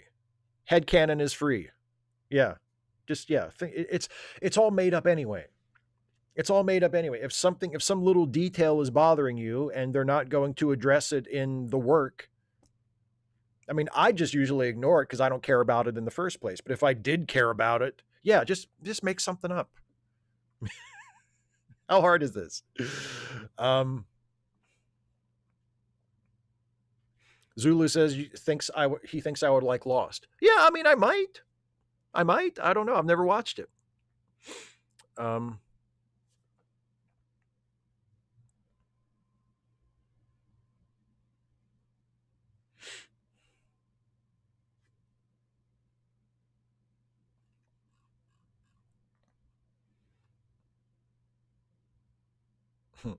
Zulu says canon can be rewritten. Just ask Doctor Who. That's true, but I mean, I'm not a Doctor Who expert, but like, I mean, it's all still basically canon, though, isn't it? Like the events of all the other Doctors and the other shows, like that's all still considered canon, right? There hasn't been like a Doctor Who episode that has said, okay, all that stuff from the Fifth Doctor that never actually happened now, right? If I mean, maybe I'm wrong, but and also, if I were a Doctor Who fan, I wouldn't care anyway. 255 AD says, do you trust the Dem establishment refused to negotiate with Plattner's team on principle rather than cynically using the allegations as an excuse to ignore people pushing them to pick a progressive? No. No, I don't. I don't trust that. It would not surprise me at all for establishment Dems to do something like that. I don't trust that at all. We will judge by the result, 255 AD also says, if the Second World War hadn't ended the Depression and revitalized Western capitalism, do you think capitalism would have collapsed by now? That's also a good question. I don't know. Maybe we would have been overrun by the communists. I have no idea. But I mean, it's the Second World War was such a pivotal event, and so much of the modern world flowed from it that it's really impossible to speculate how things would have been different without it going as long as it did, without it proceeding the way it did, and yielding the results that it did. 25580 also says, did you know moorhen chicks have wings with tiny claws on the end? I did not know that. I do not happen to have a whole lot of knowledge about moorhen chicks. John Stewart says, have you been watching X-Men 97? It has a pretty nice The Thing and Alien reference this week. I don't think I've seen the new episode yet, so I'll watch out for the Thing and Alien reference. But yes, I'm a big fan of X-Men 97. I really like the first season, and I have been enjoying the new season so far. Yeah, I like it a lot.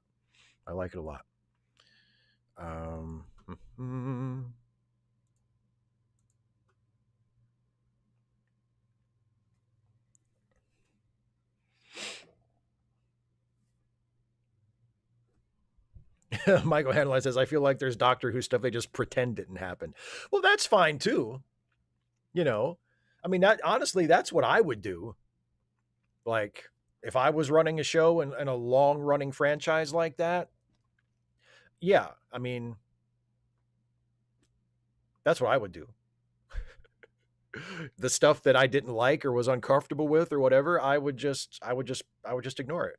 Pretend it didn't happen. If somebody came along after me and wanted to bring it back in, okay, fine, whatever, do whatever you want. John says, did you ever watch the Forbin Project? No, I've not watched it.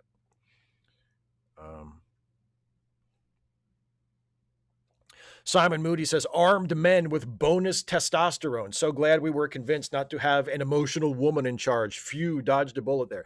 Not only that, but that was always the excuse for not wanting to have women in combat, and having gay people in the military, or trans people in the military, especially. Oh, they're taking hormones. Who knows? You know what I mean? Like, it's the classic case of, well, if we do it, it's okay. We don't want those people for these reasons, but if we do it, it's okay. Yeah, it's all. So many of their beliefs are just made up horseshit. And that has never been more obvious.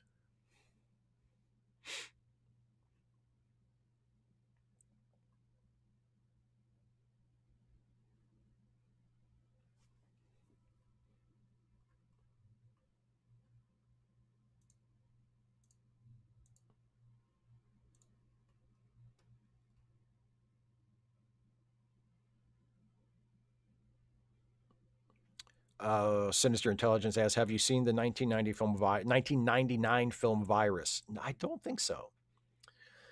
And Caitlin says, I think it's a wee shame you found music too hard. In my opinion, that indicates a bad teacher. The right one can make it simplicity itself and unlock the ability to self-express without getting into tedious memorization. Like you're so good at singing, I think it'd be lovely if you were able to improvise tunes with your voice, but I'm biased. Well, thank you. I mean, you never say never. I don't know, maybe I'll take up an interest in it at some point in the future. But for now, I think I'm good. um yeah, Pale Moon. Yeah, I love that Hegseth finally got on board with gender affirming care for real. Um oh, MPV. This is a great question because I saw this movie this morning. What are your thoughts on the Nolan's The Odyssey isn't historically accurate discourse? I think it's boring bullshit. I think it's a dumb complaint. I think most of the people making the complaint were making it long before the film came out and had not even seen the movie, so they didn't even know what the fuck they were talking about. And the accuracy or inaccuracy of the movie is completely irrelevant for many reasons. It's a work of fiction. It does deal with historical events. Yes, the Trojan War was a thing that actually happened, but the Odyssey is a telling of the Trojan War within the context of mythology. So it's not history. Like the Odyssey is not a historical record. It didn't actually happen. It includes historical events, but in a highly fictionalized way. So the whole there's just to me there's just no argument. Like what history is supposed to be accurately hewed to? It's a work of fiction. It's a work of fantasy. It's a work of mythology. And if a modern day director wants to tell that story in a way that does not, depict the era of human history in which the story is said to take place with complete accuracy, that's the right of that artist. And I will just say for myself, I thought the movie was fantastic. I put up my review of it, the video of my review of it posted just half an hour before the stream started. So many of you who might be interested in watching it probably didn't get a chance to see it yet. But I say in the review, I thought the movie was fantastic. I loved it. It is now one of my favorite Nolan films. I was just incredibly impressed by it. And its artistic virtues are not even like it never even occurred to me while I was sitting there in the theater. Oh, well, their uniforms wouldn't have looked like that. They wouldn't have worn helmets like that. Who fucking cares? And again, most of the people making those arguments had not even seen the movie. Were just nitpicking from shit they saw in trailers. They're not critics. They're not essayists. They're not experts on film. They have no deep thoughts about any of these things they're talking about.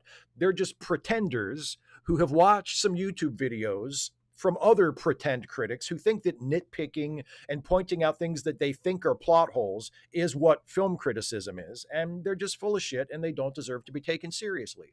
And neither does that criticism. Oh, it wasn't historically accurate. Shut the fuck up. Have an interesting thought next time before you open your fucking mouth. That's my general take on that criticism.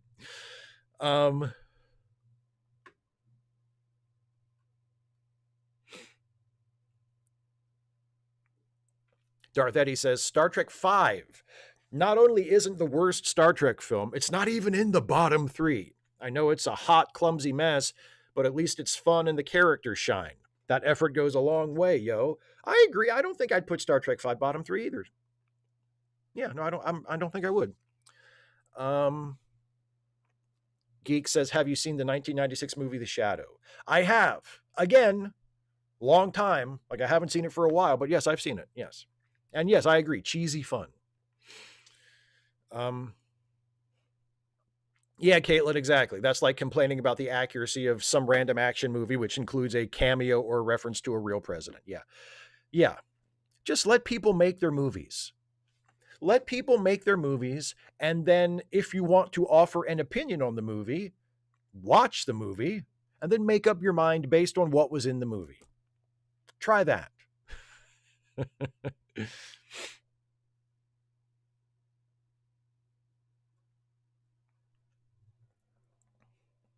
Darth Eddy, this is blowing my mind. Fun history fact. Every president since the day Lincoln was assassinated has been alive at the exact same time as Herbert Hoover. You're blowing my mind.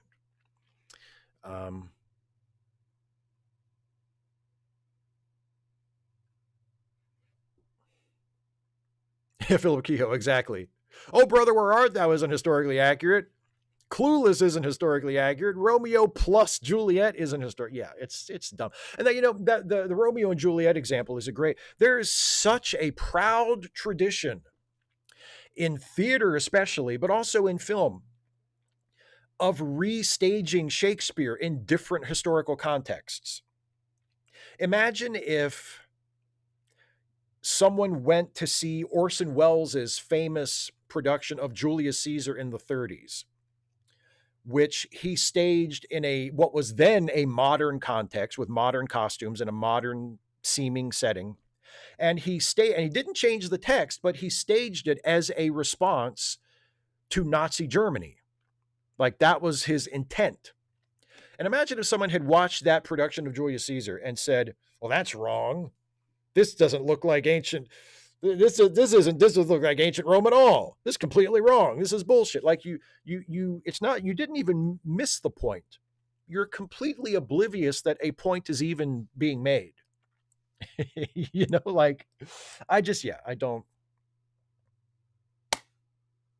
I don't understand it, and I find it incredibly tedious and dumb and not really worth any sort of lengthy, articulate response. Kirok asks, is Star Trek V fun? I'm asking the room. I mean, I think it is. I don't know what the room will say, but I think it is.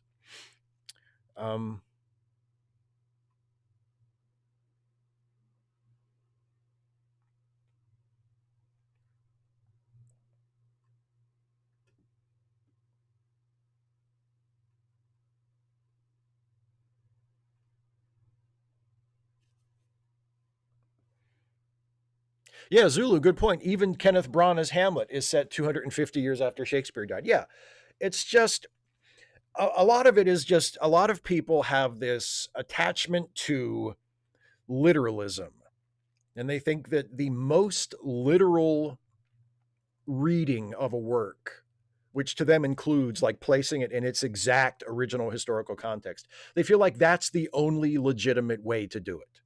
The literalist way is the only way, the only quote unquote right way. And like I said, that is extremely limiting. That is an extremely narrow approach.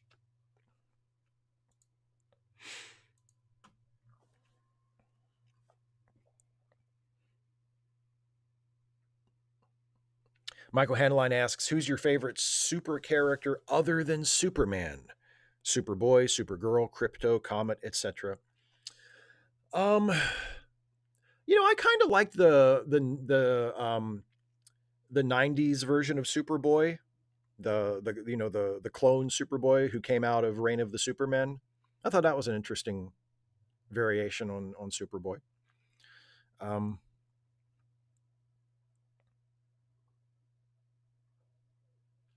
Kirok says, I always wanted to ask you this. Assume for one moment all retro captains have 24th century knowledge. Who remains in command?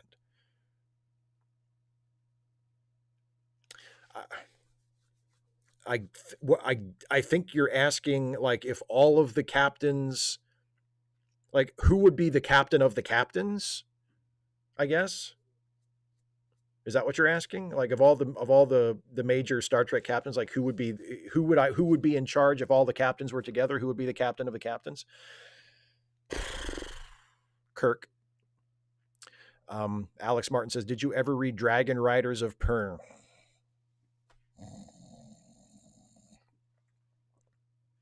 I couldn't get through the title without falling asleep. I've never read it. It doesn't sound like my cup of tea. But if you have read it and enjoyed it, then I'm very glad for you. No, I've never read it. It doesn't sound like something I would be interested in. Sinister Intelligence asks, why did people hate 1997 Batman and Robin, minus Alicia Silverstone suiting up as Batgirl? I mean, look, people shouldn't hate it. people I don't think should hate any movie unless there's something like really morally reprehensible about it. So the hatred for Batman and Robin was over the top. And in the times in more recent years that I have watched it, I have enjoyed it in an ironic way. Like I have been able to laugh at it and have a good time with it and make fun of it. But it's a bad movie. It's a really, really, really bad movie. At least to me. I mean, obviously everybody's entitled to their own opinion, but to me it's a bad movie. I don't hate it. I don't have any ill will toward it or the people who made it, but it's a really, really bad fucking movie. So I don't agree with the intensity of the emotion that has been directed at it, but I understand where it comes from because it's a really shitty movie. Zulu Romeo says, speaking of your Citizen Kane video, someone mashed up video of Kane trashing his room with with the audio of Tommy Wiseau trashing his room and trashing his room up in the room, and the coincidences are uncanny. Oh man, well, because Wiseau is a big Citizen Kane fan. I'm positive that he was trying that he was attempting to reference that. Yeah. No, Tommy Wiseau was a huge Citizen Kane fan. I guess still is a huge Citizen Kane fan. So I'm going to have to find that. I'm going to have to watch that. That sounds great. I've never seen that. That sounds hilarious.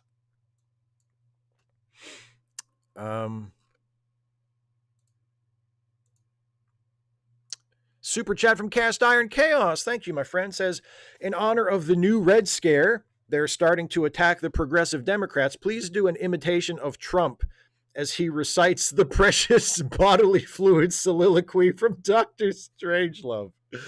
Oh my God. Let me look it up. I'm going to have to find it, because I don't have that speech memorized, believe it or not.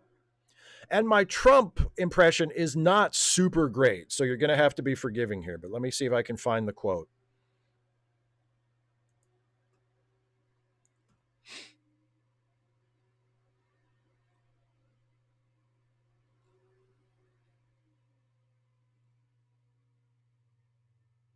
Okay. Here we go. I found it. Mandrake, do you recall what Clemenceau once said about war? No, I don't think I do, sir, no. He said war was too important to be left to the generals. When he said that 50 years ago, he might have been right. But today, war is too important to be left to politicians. They have neither the time, the training, nor the inclination for strategic thought. I can no longer sit back and allow communist infiltration, communist indoctrination, communist subversion, and the international communist conspiracy to sap and impurify all of our precious bodily fluids. So there you go. There's a little too much Jerry Seinfeld in there, I think. But I told you that Trump wasn't great. Super chat from Brian Baker. Thank you very much, my friend. Lettuce is now the devil's lettuce, and marijuana has replaced scotch as Gen X's trope. It's circle of life. You know what I'm saying? It is weird that lettuce would end up being the devil's lettuce, and that the original devil's lettuce would be comparatively safe, for the time being anyway. Kane 20C, Alien 3, underrated? Rated? Thoughts? I guess maybe a little underrated. Yeah, I don't think it's like an outstanding film, but I do think it's better than its initial reviews sort of described it. It got pretty bad reviews when it first came out, and I think history has been kind to it. I think part of it was at the time. I mean, Alien and Aliens were both regarded and still are regarded as classics. And so Alien 3 being a follow-up to them and not being a classic, I think a lot of people viewed it in comparison and said, well, fuck this, But I think it's fine. It's not my favorite. but it's certainly not like a terrible movie. So I guess it could be slightly overrated or slightly, it could be underrated. Um, yeah, bit of Jerry Lewis too, Ken. Yeah, I agree. Bit of Jerry, a little Jerry Lewis. Yeah. Lady! And it's appropriate, actually, because I don't think Jerry Lewis or Donald Trump are funny at all. Fucking. Um,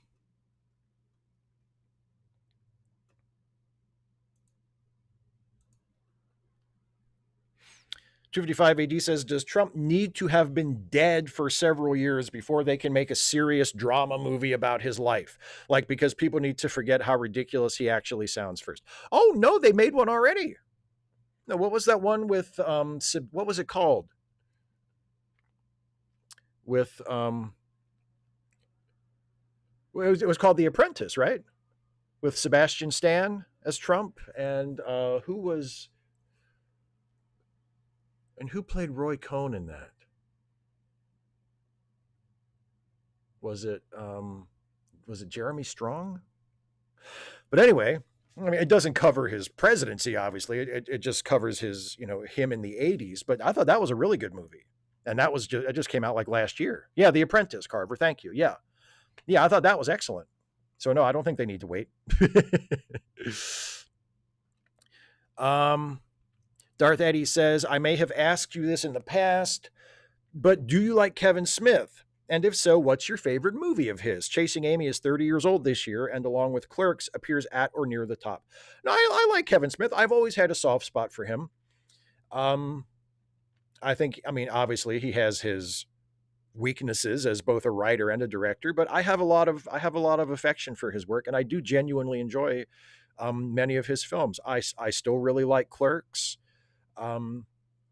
I enjoy Mallrats on a certain level. Again, it's not a good movie, but I enjoy it, and it's a bit of a guilty pleasure for me. I still really, really like Chasing Amy. I love Chasing Amy. When we reviewed it a couple of years ago for late seating, it was the first time in a while I had watched it. I still really like it. It's got its problems, but just as a story, as a comedy, and also a drama, like it's really good. I like it a lot. I really like Dogma. I like a lot of his movies, and some of his movies. I think Jay and Silent Bob Strike Back is fucking terrible. Red State was good. Red State was interesting, and it felt like he was finally starting to grow as a filmmaker visually a little bit. Clerks 2 was a lot better than I thought it would be. Clerks 3 wasn't so great. But as far as Clerks movies go, I guess 2 out of 3 ain't bad. So no, I do like Kevin Smith. My favorite might be Dogma, all things considered. I think Dogma might be his best film. But again, Chasing Amy is way, way, way up there for me as well. I really like that one.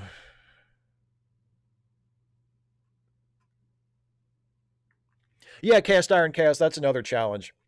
The Strangelove speech is too coherent and too eloquent. It's hard to do it as Trump because he would never talk that way. And he'd be throwing in a bunch of asides like, it's true. That's true. As though he's like remarking on his own speech. It's like he's reading his speech in the teleprompter that he's supposed to be giving as though he's actually saying it, but he's still pausing to put in his little asides. He's just so bad at every part of his job.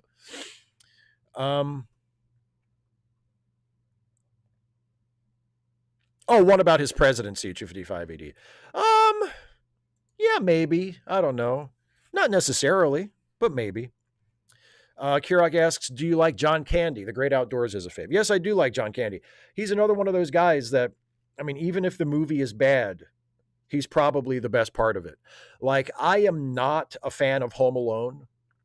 I just don't think that's a good movie. I don't think it's funny. It doesn't make me laugh. But John Candy's a little bit in there when he's like with the polka band or whatever, or something like that.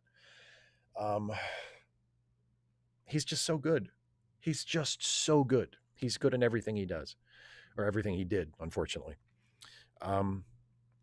Is Dogma the one with Salma Hayek? Yes. Yes, that is correct.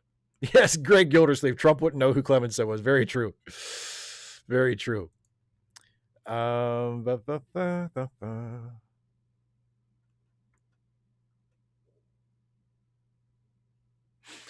What's my favorite Huey Lewis in the News song? Sinister Intelligence says. What's my favorite Huey Lewis in the News song? I want a new drug. Yeah, I want a new drug. Oh, Caitlin, this sounds hilarious. I saw a funny video. Batman villains described by clips from Peep Show. I love Peep Show, but I think the video works even without that knowledge. Do you want the link? Yeah, I would like a link. Yes. And I love Peep Show. Peep Show is one of my favorite shows. It absolutely kills me.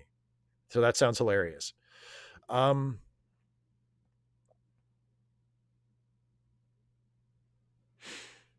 255 AD says, I guess what I was trying to ask with my question was if Plattner could have strong-armed them into picking a progressive, why should we care that he had no right to do that other than the pragmatic result?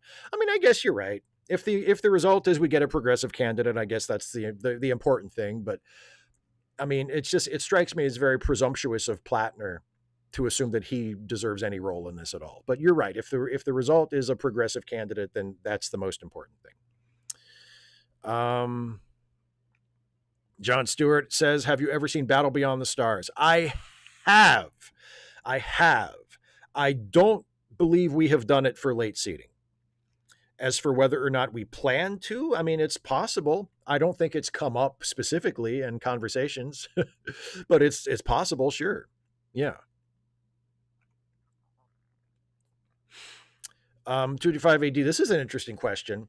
If people are making serious movies about Trump like 50 years from now, do you think actors will end up toning down his mannerisms in order to not distract from the drama?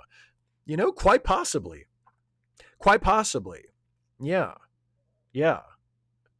It depends on what the desired effect is, but yeah, I mean, they may find that they have to. They may find like, I can't accurately portray this guy how he really was. Nobody's going to be able to take this seriously.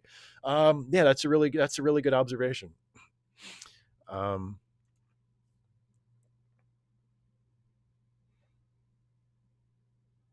Barabba J. Gao says, I like these Fridays with Steve, don't you? That's very nice. Thank you.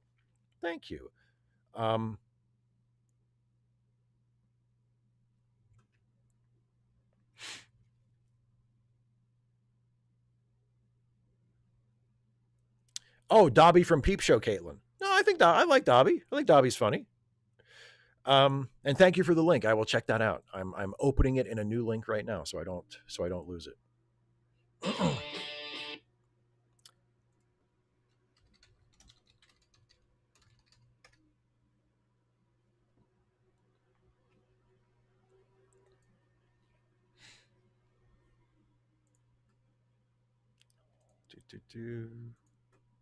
This is thrilling live streaming. I know, getting to watch me set up a video in another tab that I'm going to watch when the show is over. Yes, Battle Beyond the Stars, more cheese. Yes, exactly. Oh, some random geek. What is my favorite remake of Seven Samurai? Oh man. That one episode of The Mandalorian from season 1. The original Magnificent Seven is very good. The original Magnificent Seven is maybe my pick. It's very good. But A Bug's Life is a more creative pick, for sure. But nothing touches the original. No, the original Seven Samurai is still the best.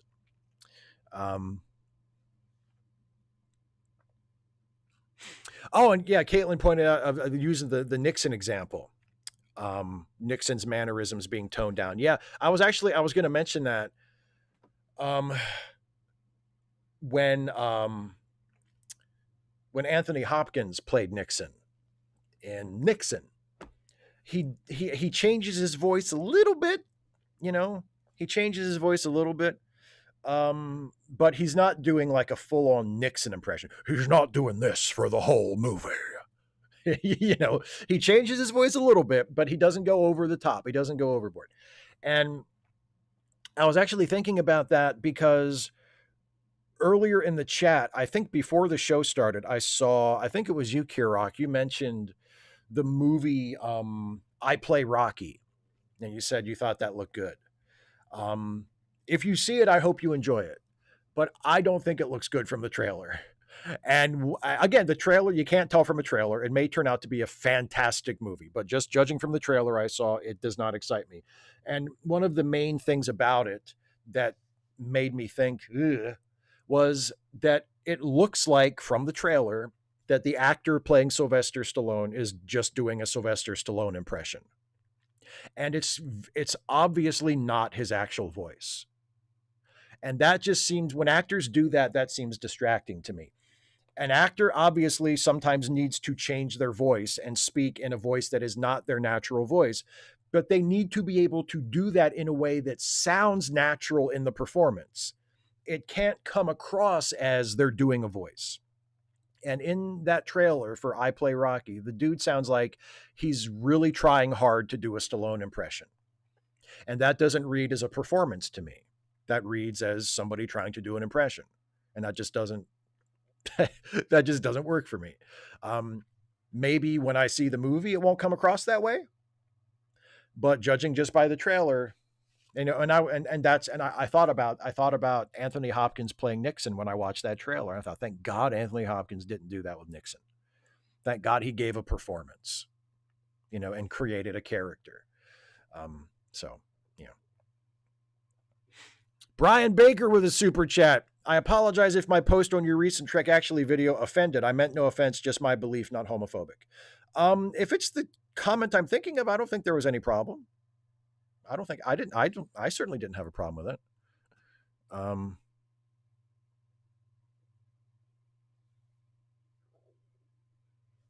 Yeah. And apparently Caitlin agrees.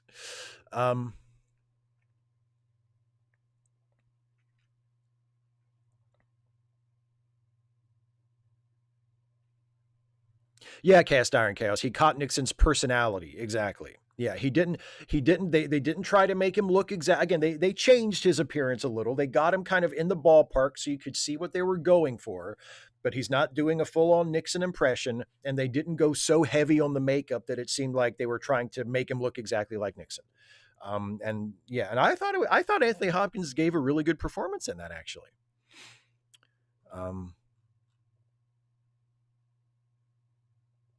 Yeah, Philip Kehoe. Yeah, he also played Pacino in The Offer, which I haven't seen, so I can't offer an opinion on that. And you know what else it reminded me of? I don't know. Have you ever seen the trailer for the upcoming Jimmy Stewart biopic? That's just called Jimmy. That judging by the trailer, seems like it's going to be focusing on Jimmy Stewart's time in World War II. Which is an interesting idea, but judging by the trailer, it sounds like the guy playing Jimmy Stewart is just going to be doing a Jimmy Stewart impression the entire time, which again, just like the guy playing Stallone. I don't.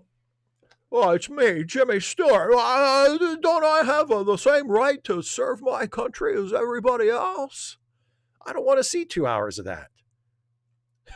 Like, I don't want to see 2 hours of that. I want to go. I want to fight for my country. Yeah, that's what I want to do. I don't want to see that for 2 hours. That's like an SNL sketch.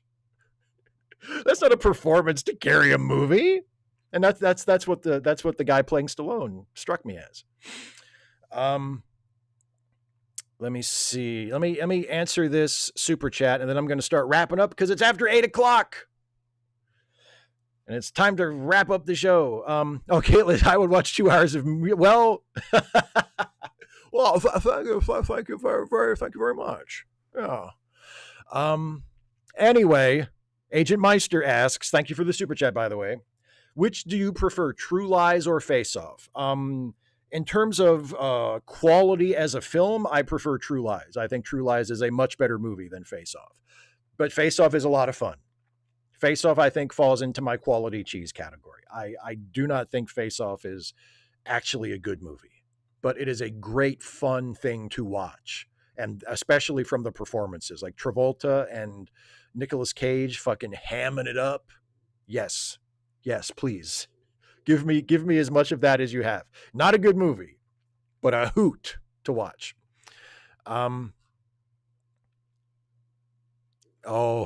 Eli Bell and make the captain of Stewart's bomber a giant invisible rabbit. My God, there you go. And yeah, Barabba, yeah, True Lies is cheesy too. I agree. True Lies is cheesy too. But I think it has merit, that Face Off doesn't have. Oh, look, the live chat just died. Okay. time to wrap it up. Okay, Geek is putting the various links in the chat. Please make use of those. Also, don't forget charitylinks.page, which includes all of the links that Geek is sharing in the chat right now, as well as some others. If you can afford to help out some friends of ours who need a helping hand, please consider doing so. If you have a few extra bucks to throw towards a good cause, charitylinks.page is a great way to do that. Also, I'll do it backwards this time. Also, don't forget, if you enjoy my stuff on YouTube, you can support this channel by, sorry, live chatters, you're all dead. Sorry. It was nice knowing you. You can support this channel by becoming a patron by going to patreon.com/Steve Shives or by clicking the join button. Either way, by clicking the join button or by becoming a patron, one of the benefits you can take advantage of is you can submit questions ahead of time for these Ask Away live streams. And that option is available to patrons and members at all levels of support, from $1 a month on up to whatever you can afford and whatever you think I'm worth. And that's just one of the ways that I try to say thank you to you all. You can submit questions early for Ask Away, and those are the questions that I answer in the first part of the show. I could not keep doing this without you.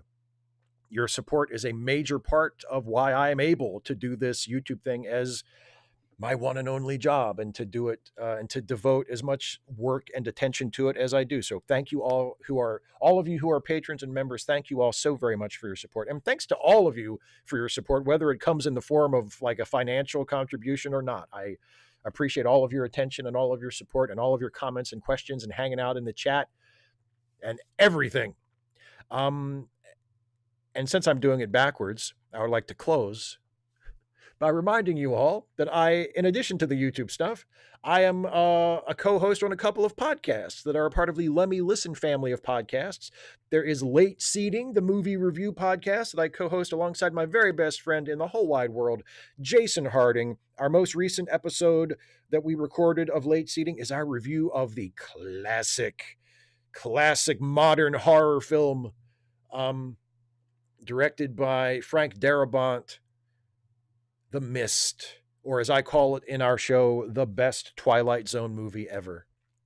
Just such a great movie. So if you want to hear what we think of The Mist, listen to the new episode of Late Seating.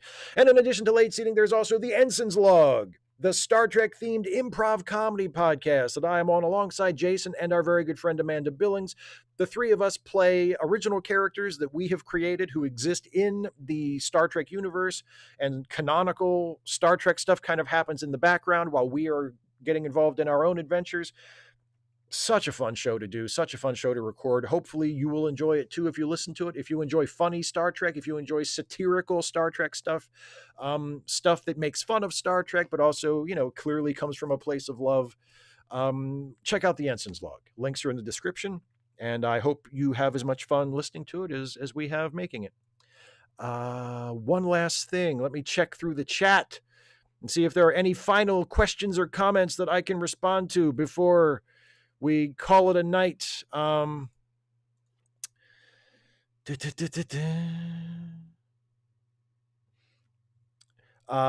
Let's ask, I think I mentioned this earlier. Yes, the foggy haze from the wildfires has reached Maryland. Yes, we got that today. Sinister Intelligence says, what are my thoughts on the movie Twister? I don't like it as much as you do.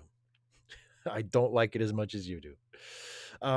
255 AD says, have you noticed some actors do that with Nixon? Like, I think Frank Langella made Nixon more dignified sounding than he actually was. Yes, Langella was not giving a Nixon impersonation. No. Also, Philip Baker Hall in Secret Honor, doing a little bit of a Nixon, but not over the top with it.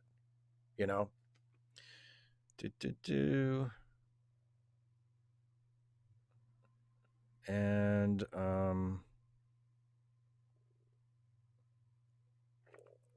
Oh, 255 AD says, and oh, by the way, no, I thought Frank Langella was good as Nixon in Frost Nixon. I liked him as Nixon. I think my favorite screen Nixon is Philip Baker Hall from Secret Honor. It's 255 AD. He also asks, in historical biopics, how much do you care if the actor looks like the person? If it's a good movie, I don't care at all. If it's a good movie, I do not care at all. When the movie The Iron Claw came out, the movie about the Von Erichs, the tragic wrestling family from Texas, there were a lot of wrestling fans who made such a huge deal about how the actor that they cast to play Ric Flair doesn't look like Ric Flair. And I thought, who fucking cares? He's not even in the movie that much. He's a very minor character. He just kind of comes through the movie. Yeah, the guy, he doesn't look a whole lot like Ric Flair. Who gives a shit? He's got the platinum blonde hair. He's got the right costume. Like, I accept it's Ric Flair. I know it's an actor. You know? Yeah, no, I don't care. If the movie's good, I don't give a shit.